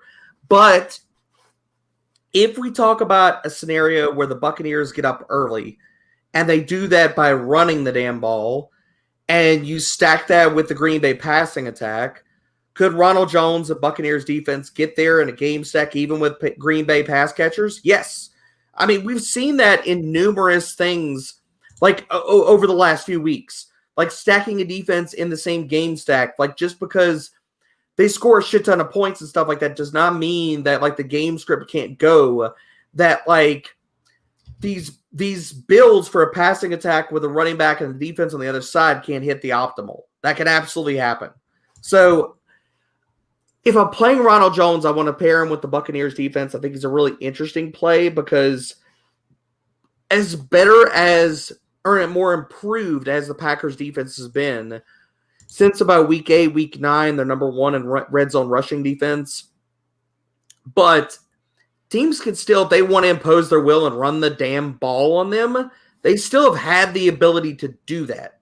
Now, Ronald Jones has like next to nothing as far as like involvement in the passing game. So literally you're playing for the Buccaneers to be truck sticking them or get out early, and that's the way that they do it. But I do think that he's really interesting because I think that if people are looking at the running backs on this slate, I think Ronald Jones is going to be the 4th or 5th guy that they click in running backs. Like I think CEH is going to probably be more popular. I think Devin Singletary is going to be popular. I think Leonard Fournette's going to be more popular. Then it comes down to, is it Aaron Jones or is it Ronald Jones? And who are you going to play? So I think Ronald Jones is going to come in as like at the very top for me, at least the way I'm looking at this slate, as RB4. So I have a lot of interest in him, and I'm seeing the question here from the chat. I don't really have any interest on Jamal Williams. Like, he got a ton of work, and he actually outproduced Aaron Jones in the red zone last week. He got 5 touches in the red zone versus Aaron Jones's 2. But you look at Jamal Williams is going to win. He's a grinder back. He's not going to have much involvement in the passing game. His pass game role has dried up to nothing. Absolutely nothing. Like in the last 5 games, these 2 running backs have played together. Aaron Jones has 15 targets. Jamal Williams, 2. Grand total of 2. So a guy that like you're playing him for touchdown equity and the rushing ability, then fuck it. Why aren't we playing Ronald Jones? I'm not playing Jamal Williams because that's not a role that I want to attack and covet versus Tampa Bay. Whereas versus Green Bay, you could tell yourself a story where that gets there. So I got interest in Leonard Fournette, but it's especially like in trailing or stories like I'm trying to tell myself where Tampa Bay is passing a shit ton. And can you pair him with Tom Brady? Because I think that's viable. We saw him catch a touchdown last week.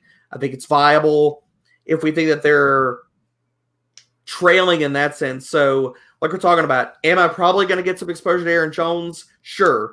Is that probably going to be on my Tom Brady teams? Yeah. Which I think it's viable to go Tom Brady, Leonard Fournette, Aaron Jones, and then figure out what other Tampa pass catchers you want. Because in that story, you're telling yourself, Green Bay probably got up. Tampa's going to be trailing. Leonard Fournette's going to be part of the passing game.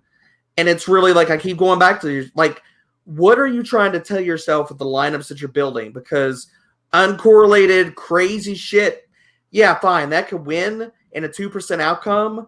But if we're playing about, like, how these games could possibly play out, that's really what I want to hammer on. And I like Kev's call. I really think that Darrell Williams, like he's talking about CEH, could be the key. I'm really curious about what kind of designation that CEH gets. If he comes with a questionable tag again this week, he probably does. But shit, if he doesn't, what does that do for ownership, and what kind of role could Darrell Williams still have in this backfield? Darrell Williams is really, really interesting to me. I think the 2 most interesting running backs for me are Ronald Jones and Darrell Williams on this slate. Yeah, I think, like I said, I think Darrell Williams, if they both play and assume they're both full go, I still think Darrell Williams probably sees 10 touches, and more of that could actually be pass catching work than actually rushes. Because he's going to be the third down back. Like, he is their trusted third down guy. They've been doing that with him for a while, and they trust him in pass catching or in run blocking or pass blocking situations. And so I do think Darrell Williams, like I said, like he definitely should be in a consideration. If you're only playing 1 or 2 lineups, then I don't know if you want to go that route, but yeah, I definitely think Darrell Williams is playing. No one's going to play him. If Clyde, 100%, if Clyde Edwards-Helaire plays, I think he probably comes in second or third highest owned running back. He's top 3. I think he's top 3. I mean, are we sure CEH is going to get his main role back? Yeah, I think they will. That's a good question. I don't know. Because, he's Could we been see out a full for split? what's it been, a month? Yeah. A month and a half? It's been a little over a month. Yeah. I mean, they've shown that it's all about trust, man. They don't fucking trust Le'Veon Bell's ass. They've shown that. So they trust Darrell Williams. Williams looked good last week. No, for sure. That's why I said. I think like you want Clyde Edwards-Helaire to play. You want Clyde Edwards-Helaire to not have any sort of. Have they been inactivating Darwin Thompson? Like, is there a role basically outside of week 17? He's been the fourth running back on the step chart, even behind Le'Veon. No, I'm saying, is there like a giveaway? Like, if somebody were to be inactive, that it would be okay. CEH is going to get good reps, or if like they kept like another running back up, then it would be a key that CEH is kind of more of an emergency. Like, I guess that's the situation I'm trying to figure out. So here's my whole thing. Could CEH be the between the 20s guy and then Darrell Williams still get the red zone work and the passing work? Like the work that we really, really want? The thing is, though, we have to keep in mind is that the Chiefs, though, throw the ball so much. And I mean, so even though, I would be shocked if Clyde Edwards-Helaire end up with like 17 rushes. Like, I don't think that's happening. I think he probably comes in 12, 15 at the absolute max, right? But I do think he can still get 4 to 5 targets in this game, and I still think that you could probably expect the same 4 to 5 for Darrell Williams as well. And depends on where those come. Do they come inside the red zone? Mm-hmm. I do think that they would probably trust Darrell Williams a little bit more inside the red zone. And like I said, like this is a team that does a really good job of scheming, the running backs in space and, wheel routes and all that was kind of their bread and butter, especially like with Damian Williams last year. They did that a lot. I feel like that Clyde Edwards-Helaire is probably better suited for some of those things than Darrell Williams. Like Darrell Williams is more than a capable pass catcher, but I don't think that he is somebody that I don't think he's as good of a pass catcher as Clyde Edwards-Helaire is. So I do think Clyde Edwards-Helaire is still going to have a role in the passing game.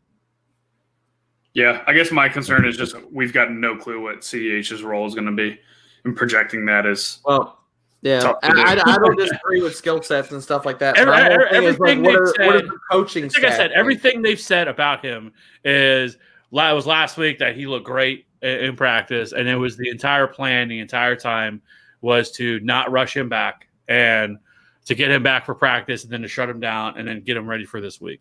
That was the plan. And so far, he's practiced every week. He's practiced every practice, and I think that was probably by design. So I would expect for him to be full go. Yeah, and we talk about it a lot, and as we are moving the pod along here, and we get it into tight ends and defenses. Just with running back here, I feel like you got to treat these situations like how you would treat them.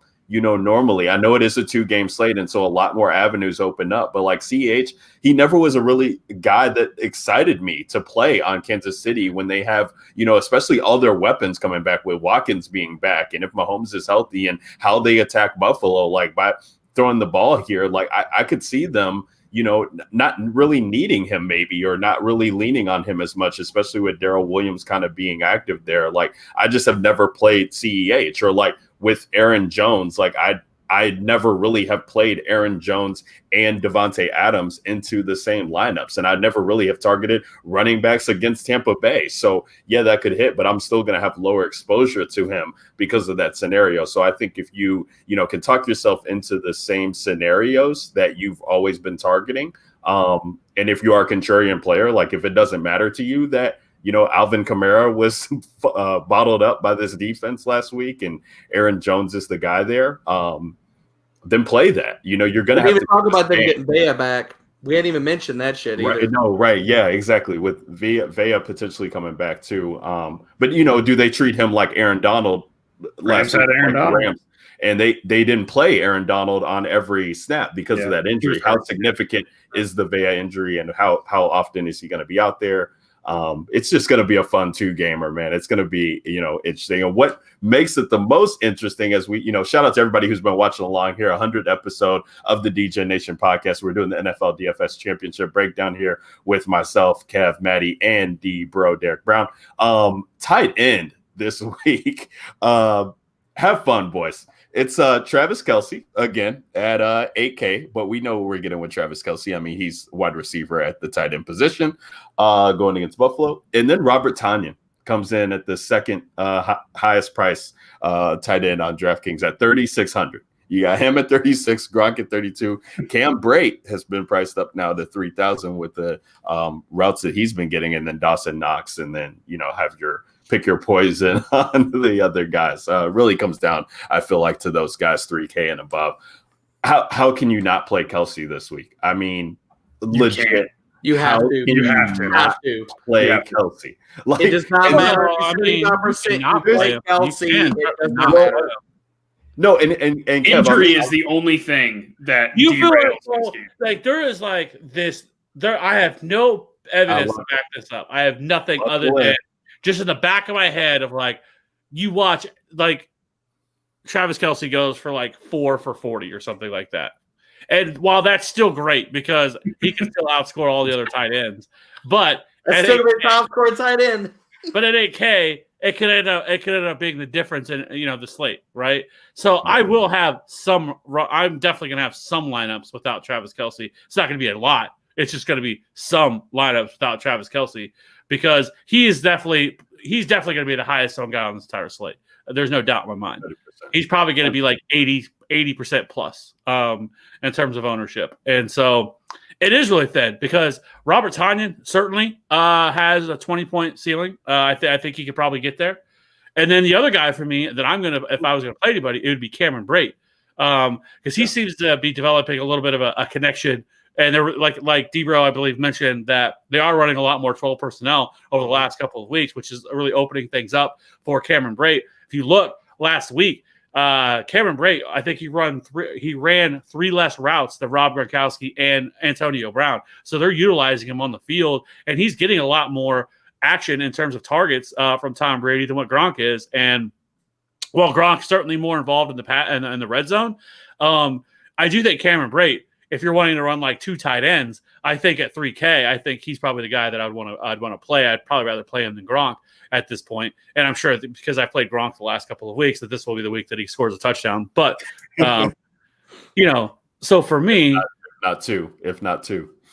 Yeah. So for me, it's, like I said, like it's 100% Travis Kelce. We don't have to really get into it. And then I think for me, it'd be Robert Tonyan and Cameron Brate. Yeah, the interesting thing about Gronk too last week, and the numbers aren't going to show it in the box score, but he was on the field more when Antonio Brown was out of the game. So I think that was pretty interesting to see that he was getting more work with Antonio being out. And if Antonio happens to miss this game this week, being that, clear game time decision, luckily that is the first game. So we will know going into that. I will want to have some exposure to Gronk in some 2 tight end matchups. I probably won't play Gronk over Kelce, so to speak, but having them both on the same team, I could maybe talk myself into that. Maddie, talking about tight end here, and I know you have hit on the head time and time again of having that tight end, kind of be with your quarterback, right? Carry the quarterback to get that exposure there. So while you're talking about Aaron Rodgers, like, do you have interest in 2 tight ends this week to get to Kelce too, as you're saying it's hard to fade him as well? Or what are you doing with the tight end position? Yeah, so the reason I like pairing my tight end with my quarterback is because usually if the quarterback hits his ceiling, he's throwing for 4 touchdowns. And who usually scores touchdowns? It's usually the tight end. So there's usually a correlation with touchdowns there, and that's usually why the tight ends are on the optimal teams with the quarterbacks that smash. And people don't want to play the random tight ends like the Darren Fells with the Deshaun Watson type. Like they don't want to do that because it's gross. But at the end of the game, when Watson has 4 or 5 touchdowns and Fells catches 1 or 2, like that's optimal because of how cheap they are. So on Rodgers teams, you have to have interest in Tonyan. I mean, the guy's been a touchdown machine all year. I think he has more touchdowns than incompletions thrown to him. So the guy is a machine. Rodgers trusts him. Rodgers is he's one of the more trusty guys out there. The guy that he trusts his guys more than other quarterbacks in the league. So I like Tonyan. And maybe Derek has already dug into this, but I'm curious if the 12 personnel for Tampa Bay spiked the last 2 weeks because of who they were playing. You've got Washington with a nasty front seven and New Orleans with a nasty front seven. And Gronk was not being utilized in those games because he was staying in the block to keep Tom Brady off of his ass. Maddie's nailing it right on the head. So I would argue with that, though. If you look over the last 4, 5, 6 games, that Green Bay's pressure rate has gone way up, and they've done a much better job of getting to the quarterback as well. It's not like they're not. I'm not saying they're the Rams in terms of pressure rate, but they have their pressure rate has certainly improved over the last about month and a half of the season as well. So it's improved, but the context of that too is it was total dog shit to begin this season too. They were bottom five. You have to, because if Tom Brady, if they're able to get pressure on Tom Brady, it's a fucking wrap for the Bucs. Oh yeah, like Tom Brady's in a shit awful under pressure. Right, and so I think that if they're able to do that, anyways, that's all I was going to say. Keep going. Yeah, so I guess my argument, I mean that's a valid point, but the Green Bay front doesn't really scare me like Washington and New Orleans fronts do. And I think Bruce Arians recognized that. And that's why we've seen a spike in Brate's usage over the last couple of weeks because, he wanted to keep Gronk in and felt like his mismatches were against linebackers still down the field. And Gronk's the better pass blocker or blocker in general than Brate is. And Brate's a very serviceable pass catcher. So I think, this may be a game they shift more 11 personnel. Which in that case, Scotty Miller has played a lot on the outside. Like we think of this tiny little white dude like Julian Edelman is going to play the slot, but it's actually been Tyler Johnson when it's not Chris Godwin. Julian Edelman wish he had that man's legs. Yeah. So if AB is banged up at all, I think you could see some Tyler Johnson mix into the slot because I do think they run more 11 personnel this week because of the matchup. And for that reason too, like I think Gronk you can go back to the Gronk well here. I think it was either Derek or Kev mentioned that when they get down to the red zone, it's literally 2 guys. It's Evans and Gronk. Like those 2 guys have over 20 red zone targets. And the next highest on the team is 9. So it's definitely a 2-man show. Everybody's going to see Gronk's last couple games and they're not going to play him, but, yeah, on Brady teams, absolutely, you can anchor Gronk to your Brady stacks. I'm good with that. But yeah, it's really hard to not play Travis Kelce just because of the gap between him. Like it could be 20 points. Like he could score 35, and the next highest could be below 15. So that gap is significant. But he has had games this year where he scored under 10 points. So that outcome is definitely plausible as well. Yeah, and Derek, as we toss it to you, man, because I think that the 3 of us are kind of in agreement. It is hard to kind of fade Kelce there, but I to Kev's point though too, on a 2-game slate, I think you have to ask yourself, especially as we talk about, and you're playing both of them, Derek. It sounds like, or at this point, you're trying to build teams with both Hill and Kelce, but I think it does, have some merit because the best tight ends other than Kelce are in that first game, right? So if you do have an Aaron Rodgers teams and you're playing, Tanyan, and you have like Kelce and your choices between Kelce or Hill in the flex, like to go Hill instead and just hope that you get like a nuclear game from Hill when Kelce's ownership is going to be crazy. Or the same thing for Gronk. If you're playing Gronk or Brate and you have that Brady team that has, again, that one Chiefs mega guy in the flex, like to go to them or possibly to Stephon Diggs, if that's how you're feeling too, like just to look at those teams. And the thing that I like in 20 max, and Kev talks about this in showdowns, is making teams that are kind of similar, but they have like 1 or 2 things that are different with them to get that exposure to get first. And I like doing that just in the 20 max in general, building teams that have multiple teams that have Kelce in the lineup, but maybe I have a Tanyan team, a Brate team, a Gronk team at the tight end position. And then I can make, multiple options there to move Kelce to play Hill. But I'm curious to see where you're at, D-Bro, with the tight end position in general this week. I mean, dude, I love Kelce. If I'm running 3 max, I'm probably running him on all 3 of my teams, if not 2 of my teams. The part that Maddie's talking about anchoring your tight end to your quarterback and stuff, the part on a 2-gamer that I really want to bring up here is that I think 2 tight end is extremely viable. I think where all the price points are for all these damn tight ends, they're all sub 4. So we're looking at like value on a slate and sub 4K guys. What are your expectations out of those guys? 12 points, 10 points, and you're like, let's go. Like, let's go. Like, I'm fine with that.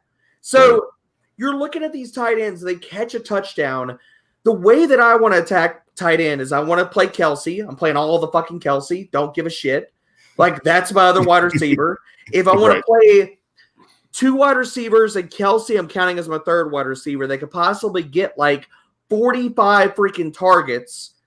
Then you go Diggs, you go Adams, and you go Kelsey. Or you go 2 of those other wide receivers and you pair them with Kelsey. That trio has the ability to get 40 to 45 targets on this slate. The part that I want to bring up these other tight ends is where Maddie is talking about anchoring those to your quarterback. That's easy as shit if you run 2 tight ends and you put this other guy in the flex and you look at Kelsey as a wide receiver. Bingo. And you are on your Rodgers teams, here's Tunyon. On my Allen team, here's Dawson Knox. Bingo. We haven't talked about yet. Kansas City struggles against short passing. They struggled against tight ends religiously over the last 2 to 3 years. Dawson Knox's routes per drop back are going up. I'm not playing them on any teams that are not Josh Allen, but on my Josh Allen teams, like, yes, if I'm playing Rodgers, give me some Tunyon. If I'm playing Brady, give me some Gronk. If I'm playing Josh Allen, give me some Dawson Knox. That is where I want to go with this slate. I want to run 2 tight end. If I'm not going to go with a super cheap wide receiver, like playing Dawson Knox versus Isaiah McKenzie as a super cheap piece with Josh Allen is crazy interesting to me this week. And it's probably going to give me some diarrhea because I'm going to stress over it all the way up to fucking lock. But, like, that's where I really want to go. I went 2 tight end on slates before that. I really think it's viable here because you're not going to find many guys that are sub 4K that have the same type of floor and ceiling combination and getting you 10 to 15 points at sub 4K as any one of these tight ends, considering all their red zone roles. So, yeah, give me the two tight end builds. I'm going to play all the fucking Travis Kelce, and I'm going to stack the other tight ends with whatever quarterback that I'm playing. If I'm playing Mahomes, then fine, play Kelce and go a wide receiver from another damn game. I'm not going 2 tight end on that build, but every other one of them, fuck yes, let's go. I love it. I do agree a lot. I think that was a really good point that Ryan made that brought up about, maybe late swapping your Kelce to Hill, because I do think that is a smart move, especially for teams that maybe you hit on a few pieces and you don't feel great about that team and you're looking to capture upside. Because I definitely think in terms of ceiling, I think Tyreek Hill certainly has the higher ceiling between the 2 of them, and they're going to be lower owned. So I do think that was a really good point to go back and kind of look at review your teams that you have after that first game and kind of see where you stand and maybe making some late swaps from Kelce to Hill. I do think that's a really nice move.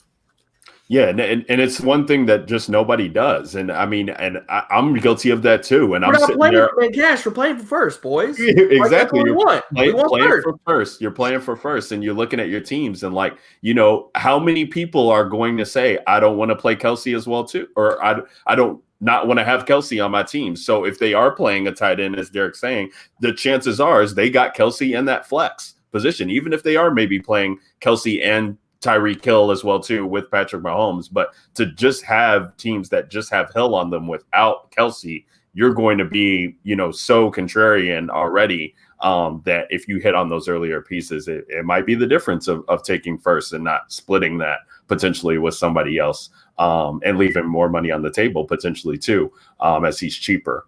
Well, because if you went Rodgers and Tunyon at the beginning of the game and they both smash, and like you went Rodgers, Tunyon, Adams, or you went Brady, Evans, Godwin, and Gronk, and that smashed, and you're looking at walking into the second game and you're like, okay, who's going to be the higher owned guy? I'm in 15th place, 20th place.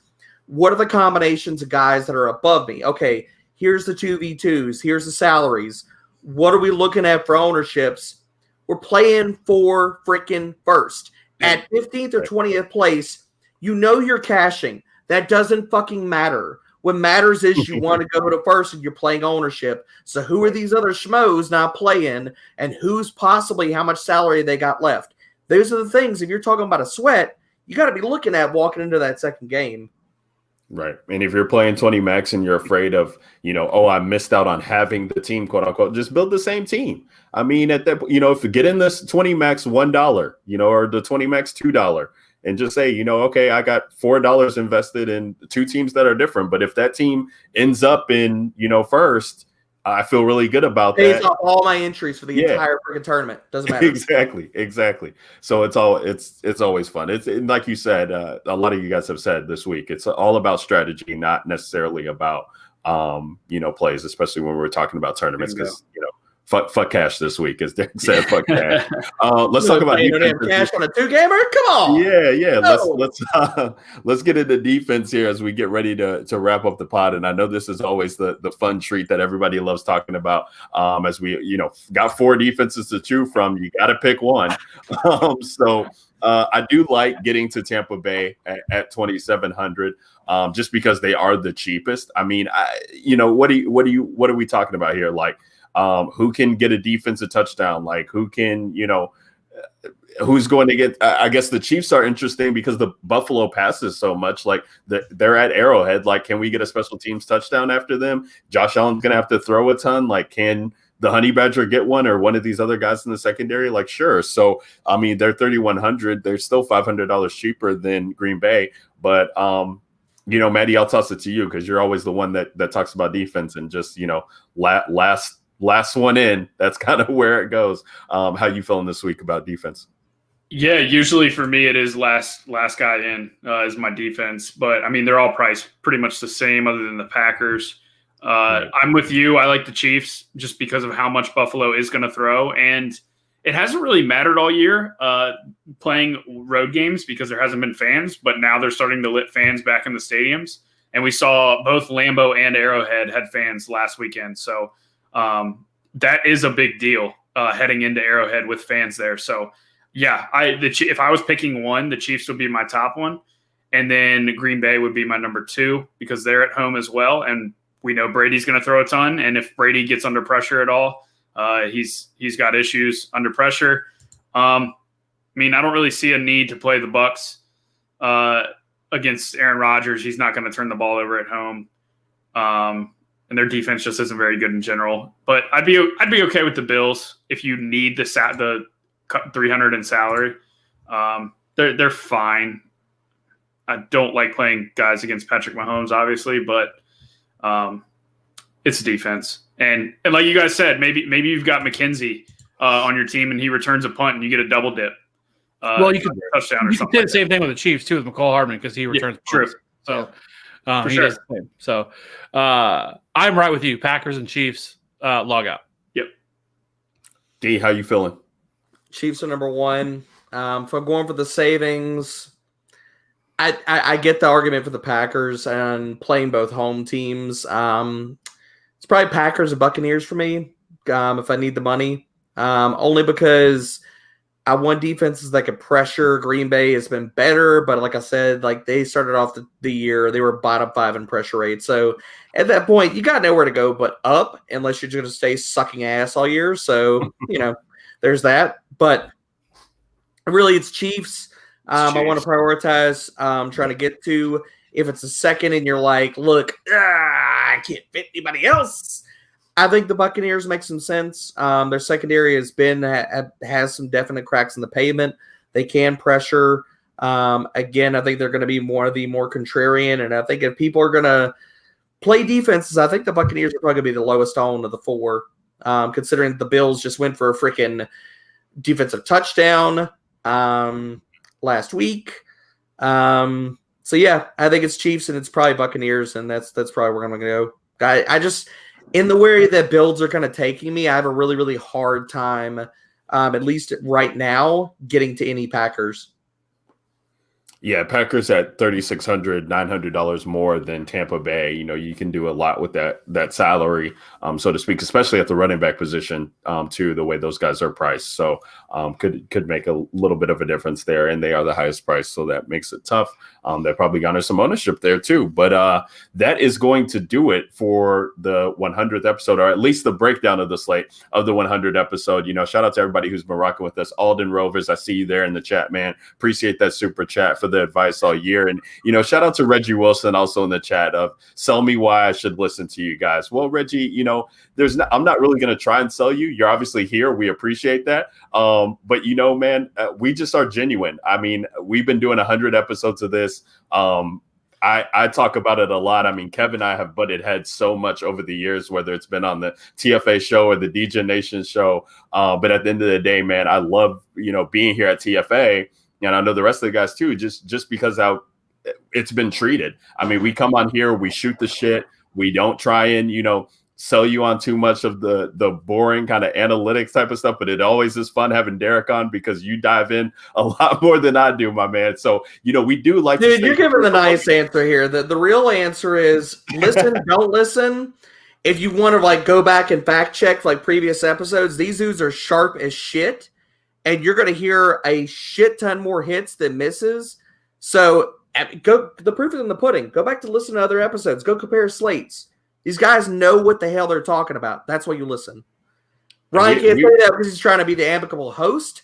I can come in here and wreck some shit. So that's where we're at. I got to stick on brand with my monologue. I know you're trying to. I know. No, but yeah, and we appreciate you going back to listen too. I mean, get them ratings up, get them likes up, get the views up. We always appreciate people going back to listen to the YouTube channel or to the pod. So, and we'll be, we're gonna be back. We hopefully, and everybody who's here. Maddie had this question earlier that he wanted us to ask.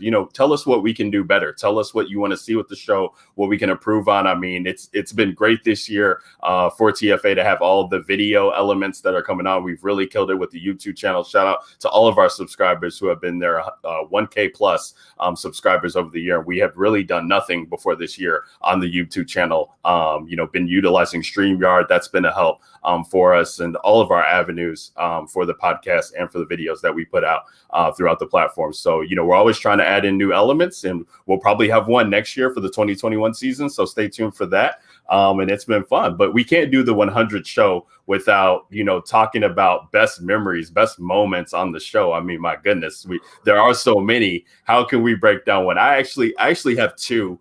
And one is going to talk about one of the original members of the show. Shout out to Elliot Christ. Kevin and I have joked about this time and time again. Couldn't do a show because of Deshaun Watson injuring his ACL. I mean, that was one of my most memorable moments. I think Kev, that was the first time I've seen Kev absolutely flabbergasted about something that somebody said, thinking that he was joking, and then we show up to do the show, and lo and behold, that's how it went. So we still had fun with that. And then the second one's got to be the Mike Davis from this year.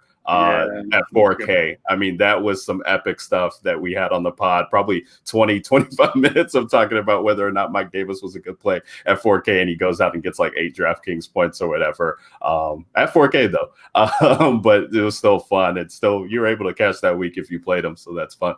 But yeah, man, Kev, talk to the people, man. What's one of your favorite, or what's one or some of your favorite moments of the 100 episodes?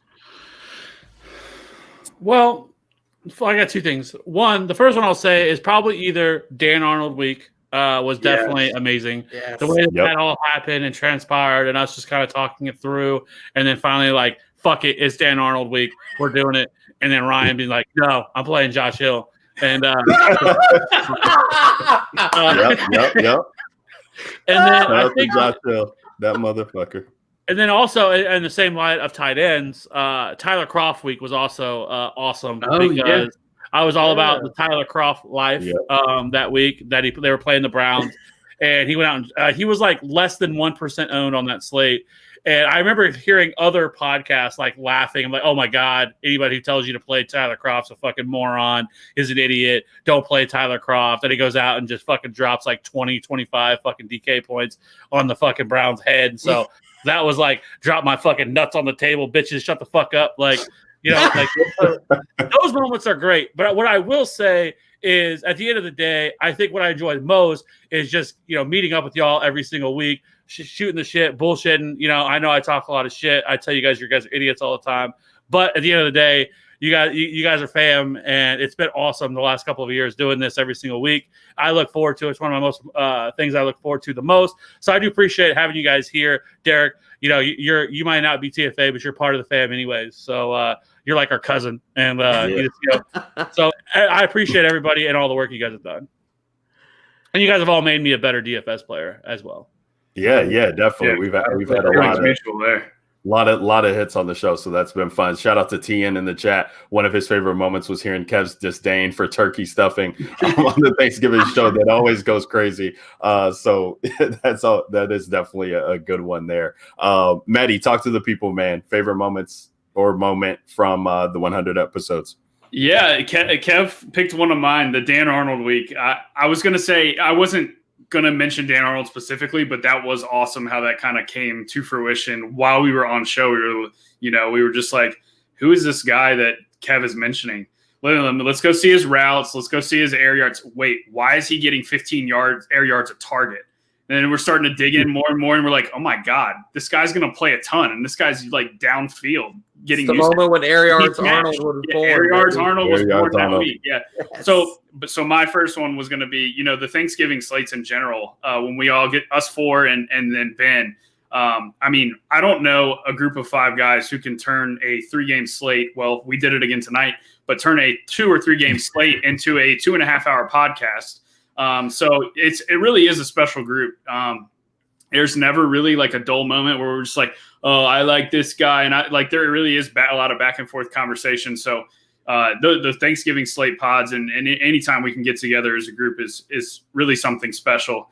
I think that, a lot of the industry doesn't have, because they're on time crunches and want to, really crank out and get down to the meat and potatoes. But, and then the other thing, it's fitting that Josh Allen's in the AFC Championship this week. Do you guys remember when Josh Allen was making his starting debut, which podcast was recommending him to play him in cash?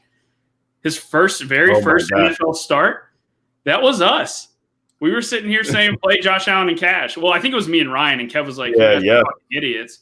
And then I know there was also other people in the industry. I'm not going to name names, but they were like, they caught wind that we were saying play Josh Allen in cash, and they were trying to figure out what our usernames were to send us all head-to-heads. And now joke's on them that Allen is in the fucking MVP race.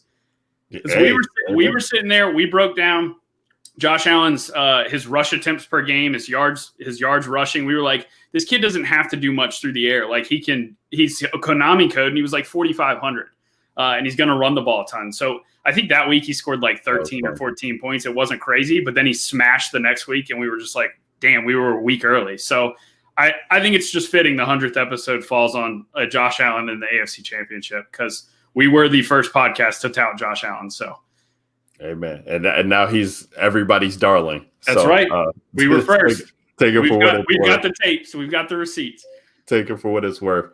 D-Bro, you're the guest, man. But you've been the guest time and time again on this show. So I'm definitely sure you can come up with one. Maybe it's, the fact that you got Kev to bet on the Jets, because that's definitely an honorable mention. That one's going to be top 2, man. To talk Kev and peer pressure his ass into betting, putting a real faith and belief because he got backed into a fucking corner on the Jets was absolutely top 2 for me. Number 1 still stands for me. We're talking about playoffs, and we're talking about running this back. Obviously, here we are in the playoffs again, talking football and plays. The time where Kevin, I was like, man, you know what? This is a really good spot, man. This is safe space. We can just cut loose and say whatever the hell we want. whenever Maddie and I were talking about fading Michael Thomas, and Kev just looked at me straight and he was like, y'all are fucking idiots. That was one of the best times on this show ever, and I will never forget that, man. I mean, I'll talk to y'all in DMs. Maddie knows it specifically. I almost missed this show, and I went to the freaking doctor, got on meds and stuff like that, fighting all kinds of bronchitis and shit so I could have a voice to get on here. I was not going to miss this 100th episode. It is a fantastic thing when you could possibly get like-minded people in this industry that you consider extremely sharp and that are your friends, that you consider and chop it up anytime. And I really, really value y'all's opinions. I've loved every single time I've ever had a chance to come on this show. I thank y'all. This is one of the first DFS shows whenever I got into doing DFS like that I came on, and it has been fantastic. So thank y'all for having me for the 100th, man. I mean, this has been damn awesome. I never turn down. It does not matter if I'm sick. It does not matter if I'm out of town. It doesn't matter if I'm like running off of damn 2 hours of sleep. I will never turn down an opportunity to get here and talk football with you guys. It is fantastic, man. I love all the interaction. I love all the fact that it's genuine. The things that you get at here that you don't get a lot of other podcasts that I pride myself on what we do on my podcast is the ability to go back and forth and being able to call somebody a fucking idiot and being like, look, like you need that back and forth, man. Everybody's so damn worried about hugging each other on a freaking podcast. Forget that shit, man. Like, you got opinions and you do the research. Push back on somebody. Because the fact of it is that if you are worried about these things in your lineups and your process for the week, everybody and their mama's worried about it too. And people need to hear other sides of the coin. You ain't got to be nice. Say it how it is. Talk about your process. Talk about your plays. Because that's what makes all of us and everybody else that tunes into it a better DFS and fantasy player. And that's what I love about it, man. Yeah, Derek, I want to say too, do you remember the 1 week you're talking about just coming on and being welcome here? What was the week we were in the middle of a podcast and Kev just dropped you the link and you just showed up in the middle? Like, was that this year?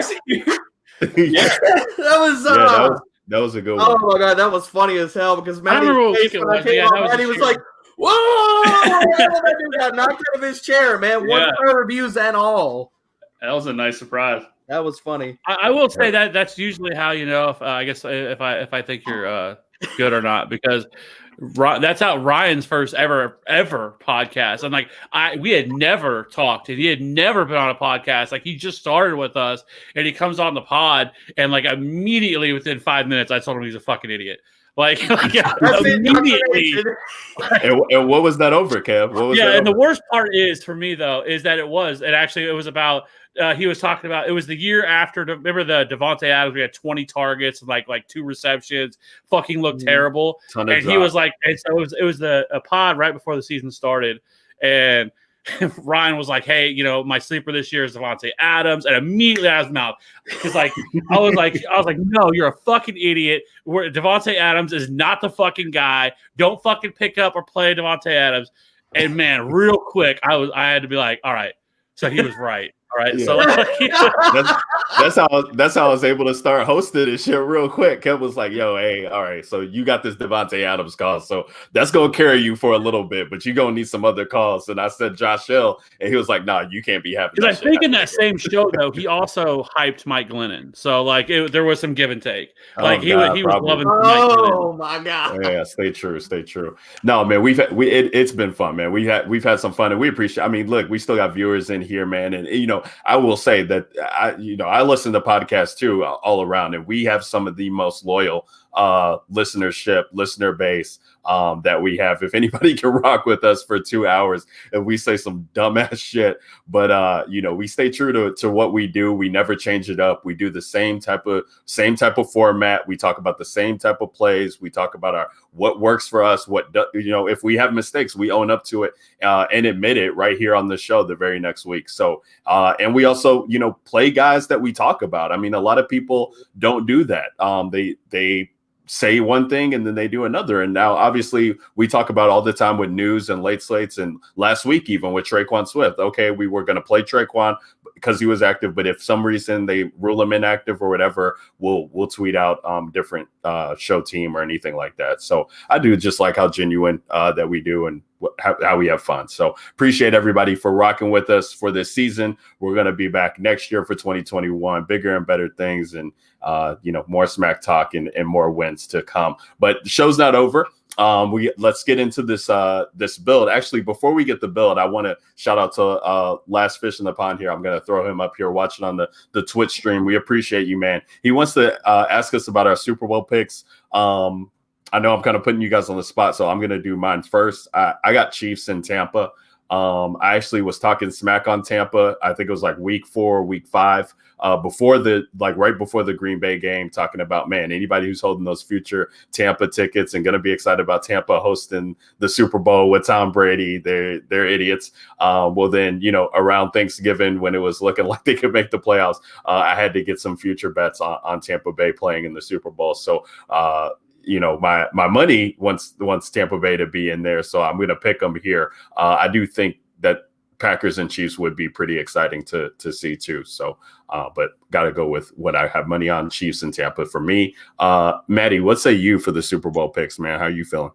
I'm going to go chalky with the matchup, but not chalky with the winner. I'm going to go Kansas City, Green Bay, and Aaron Rodgers brings it home. There's 2 things I don't bet against: Tom Brady and Aaron Rodgers at Lambeau. It's crazy because they're each playing against each other this week. But yeah, I am. Rodgers is a bad man, and he is out on a mission this year. He threw 50 touchdowns. I just think he's going to bring it home. So, Green Bay over Kansas City. Well, you might get a fucking idiot out of Kevin on that one. I'm going to defer this to Kev on that. I hate this. I don't like picking because I feel like I'm jinxing. I'm going to jinx the Chiefs. God, yeah, with your team, I know. But for the brand, I guess, and for the people, I've avoided this, But I'm gonna go Chiefs and Packers, and we're running it back, motherfuckers, and we're going for the 3-peat next year. So I'm gonna go Chiefs, Packers. Chiefs take it all. You're already throwing in the 3-peat, man. Got to get 2 first. Got to get 2. Not 1, not 2, not 3, not 4, not 5. Oh man. Hey, I'm just letting everybody know right now. Kev is going to be unbearable on Twitter all off season. Oh God! If Red's hosting that Lombardi, just letting y'all know they got a mute button on Twitter for a reason. So y'all might want to be using it because he gonna be on there. Starts in February, but unfortunately I'm with Kev on this one. I think it's Chiefs and Packers. I think Chiefs go take it home.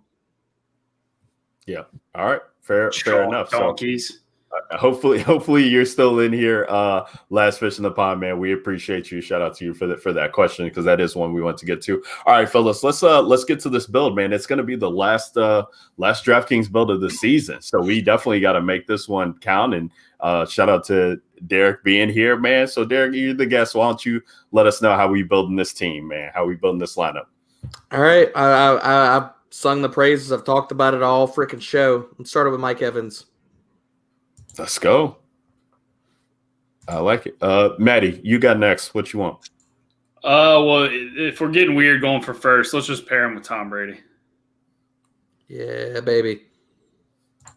Kev? Go. Give me Tyreek.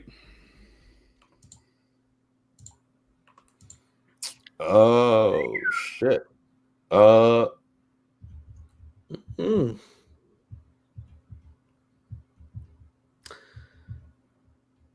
Interessante. Let's go MVS, wide receiver.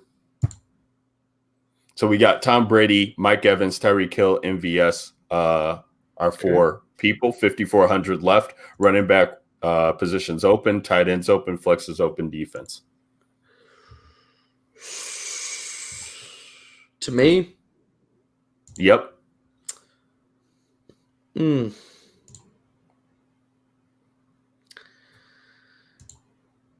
I want to do it, but I don't know if I want to do it. D, because it's 9 spots and you went first, you have 2 picks too, just so you know. So all right. Shit. Let me see. Let me work something here real fast. See how this works. The way that you guys have this built, would it be easier if we switched off Tyreek and went to Kelsey? Hold up here. Hold up. Let me see something here. He's messing around with the lineup. If you guys I'm gonna go if I get 2 back-to-backs, let's go Kelsey and Gronk in the flex. So we're swapping out Hill? No, we're keeping Hill. You can make it work. Can make it work. Gives us 5,200 for the last 2 running backs and D. Oh, that's right. Never mind. Okay. I forgot I did that myself. I had Devontae Adams. Already played. I mean, I've shit talked enough about Mike Evans and talk about 2 tight ends, man. That's yeah. All right, so I've got guys plugged in too on my end. Ryan, can you read me what we got? Yeah. So we got Brady, running backs wide open. Mike Evans, Tyreek Hill, Valdez-Scantling, Gronk at tight end. I actually put Kelsey in the flex because he's in the later game. And then defense is open. So running backs and defense are open. Running back is no longer wide open. Put Aaron Jones in there. All righty. All right. So another running back in a defense. 46 per. Yep. And it's me and you, Kev. So whichever one you take, I'll go. You can play any running back you want. I mean, you could just go full game stack in this, baby. Good. I keep locking in Devontae Adams, and I'm like, oh, never mind. Ryan, I liked your point of if you don't have Adams, Aaron Jones makes a ton of sense, and vice versa. Yep. If Adams doesn't get there, who gets there? Yep. Yeah. Well, give me. I'm gonna go Clyde Edwards-Helaire. Cool. 1,200 left on the board. Well, if you play the Chiefs. Yeah, I think this makes sense here. You could play Green Bay, but why are you playing them against Tom Brady? I don't really see that coming to fruition. But we got 3,100 Chiefs in there, 1,200 left on the board. I mean, talk about GPP. This is in the NFL 75K huddle, single entry $5 on DraftKings, submitting that in with Tom Brady at quarterback, Clyde Edwards-Helaire and Aaron Jones at the running backs, Mike Evans, Tyreek Hill, Valdez-Scantling, Gronk, Kelsey, Chiefs D, fading the Buffalo. For you, Kev, I guess, fading Buffalo on this roster. Submit that in, and that's going to put a bow on the season and on the 100th episode on the DGen Nation NFL DFS Championship Breakdown. Fellas, you guys got any last words for the people? I like that team. That was pretty sexy. Let's get it. Let's get after I think, and also I think we should come back, the week of the Super Bowl. And do a showdown slate for the Super Bowl. I'm game. Okay. Let's go. Yeah. All right. Godfather has spoken. The season is not over. We'll do a show. Hey, Kev, now don't back out if the Chiefs aren't in it now. Don't back out now. We don't need a situation. No, it probably will even be easier for you to build a showdown maybe once you get over you got 2 weeks to get over that if it happens. But yeah, sounds like a lot of us feel like the Chiefs are going to do it this week. But that's going to do it for the 100th episode here of the DGen Nation podcast. That's going to do it for the NFL DFS Championship Breakdown. Shout out to Derek Brown joining us at Dbro_FFB is where you can find him on Twitter. If you aren't following him already, you're making a mistake. Go there and do so. And for the rest of us here of the DGen Nation family, Maddie 2v2, Maddie DFS is where you can find him on Twitter. The Godfather there himself, Child Please at Fantasy Wrath 13 is where you can find him on Twitter, and myself, Ryan Williams at Ryan Alexander _W is where you can find me on Twitter. We will catch you guys. Oh, the monologue man. Ryan Williams, aka the Monologue Man. There we go. Ryan Alexander _W is where you can find me on Twitter. We wouldn't reach 211 without the monologue. So definitely have to throw that in there. That's it for championship weekend, but we are going to see you guys for the showdown slate there going into the Super Bowl 101 episode. Wouldn't be right if we didn't get Super Bowl love and on the show. So we will catch you guys back in 2 weeks. But until then, have fun and get this money. Peace.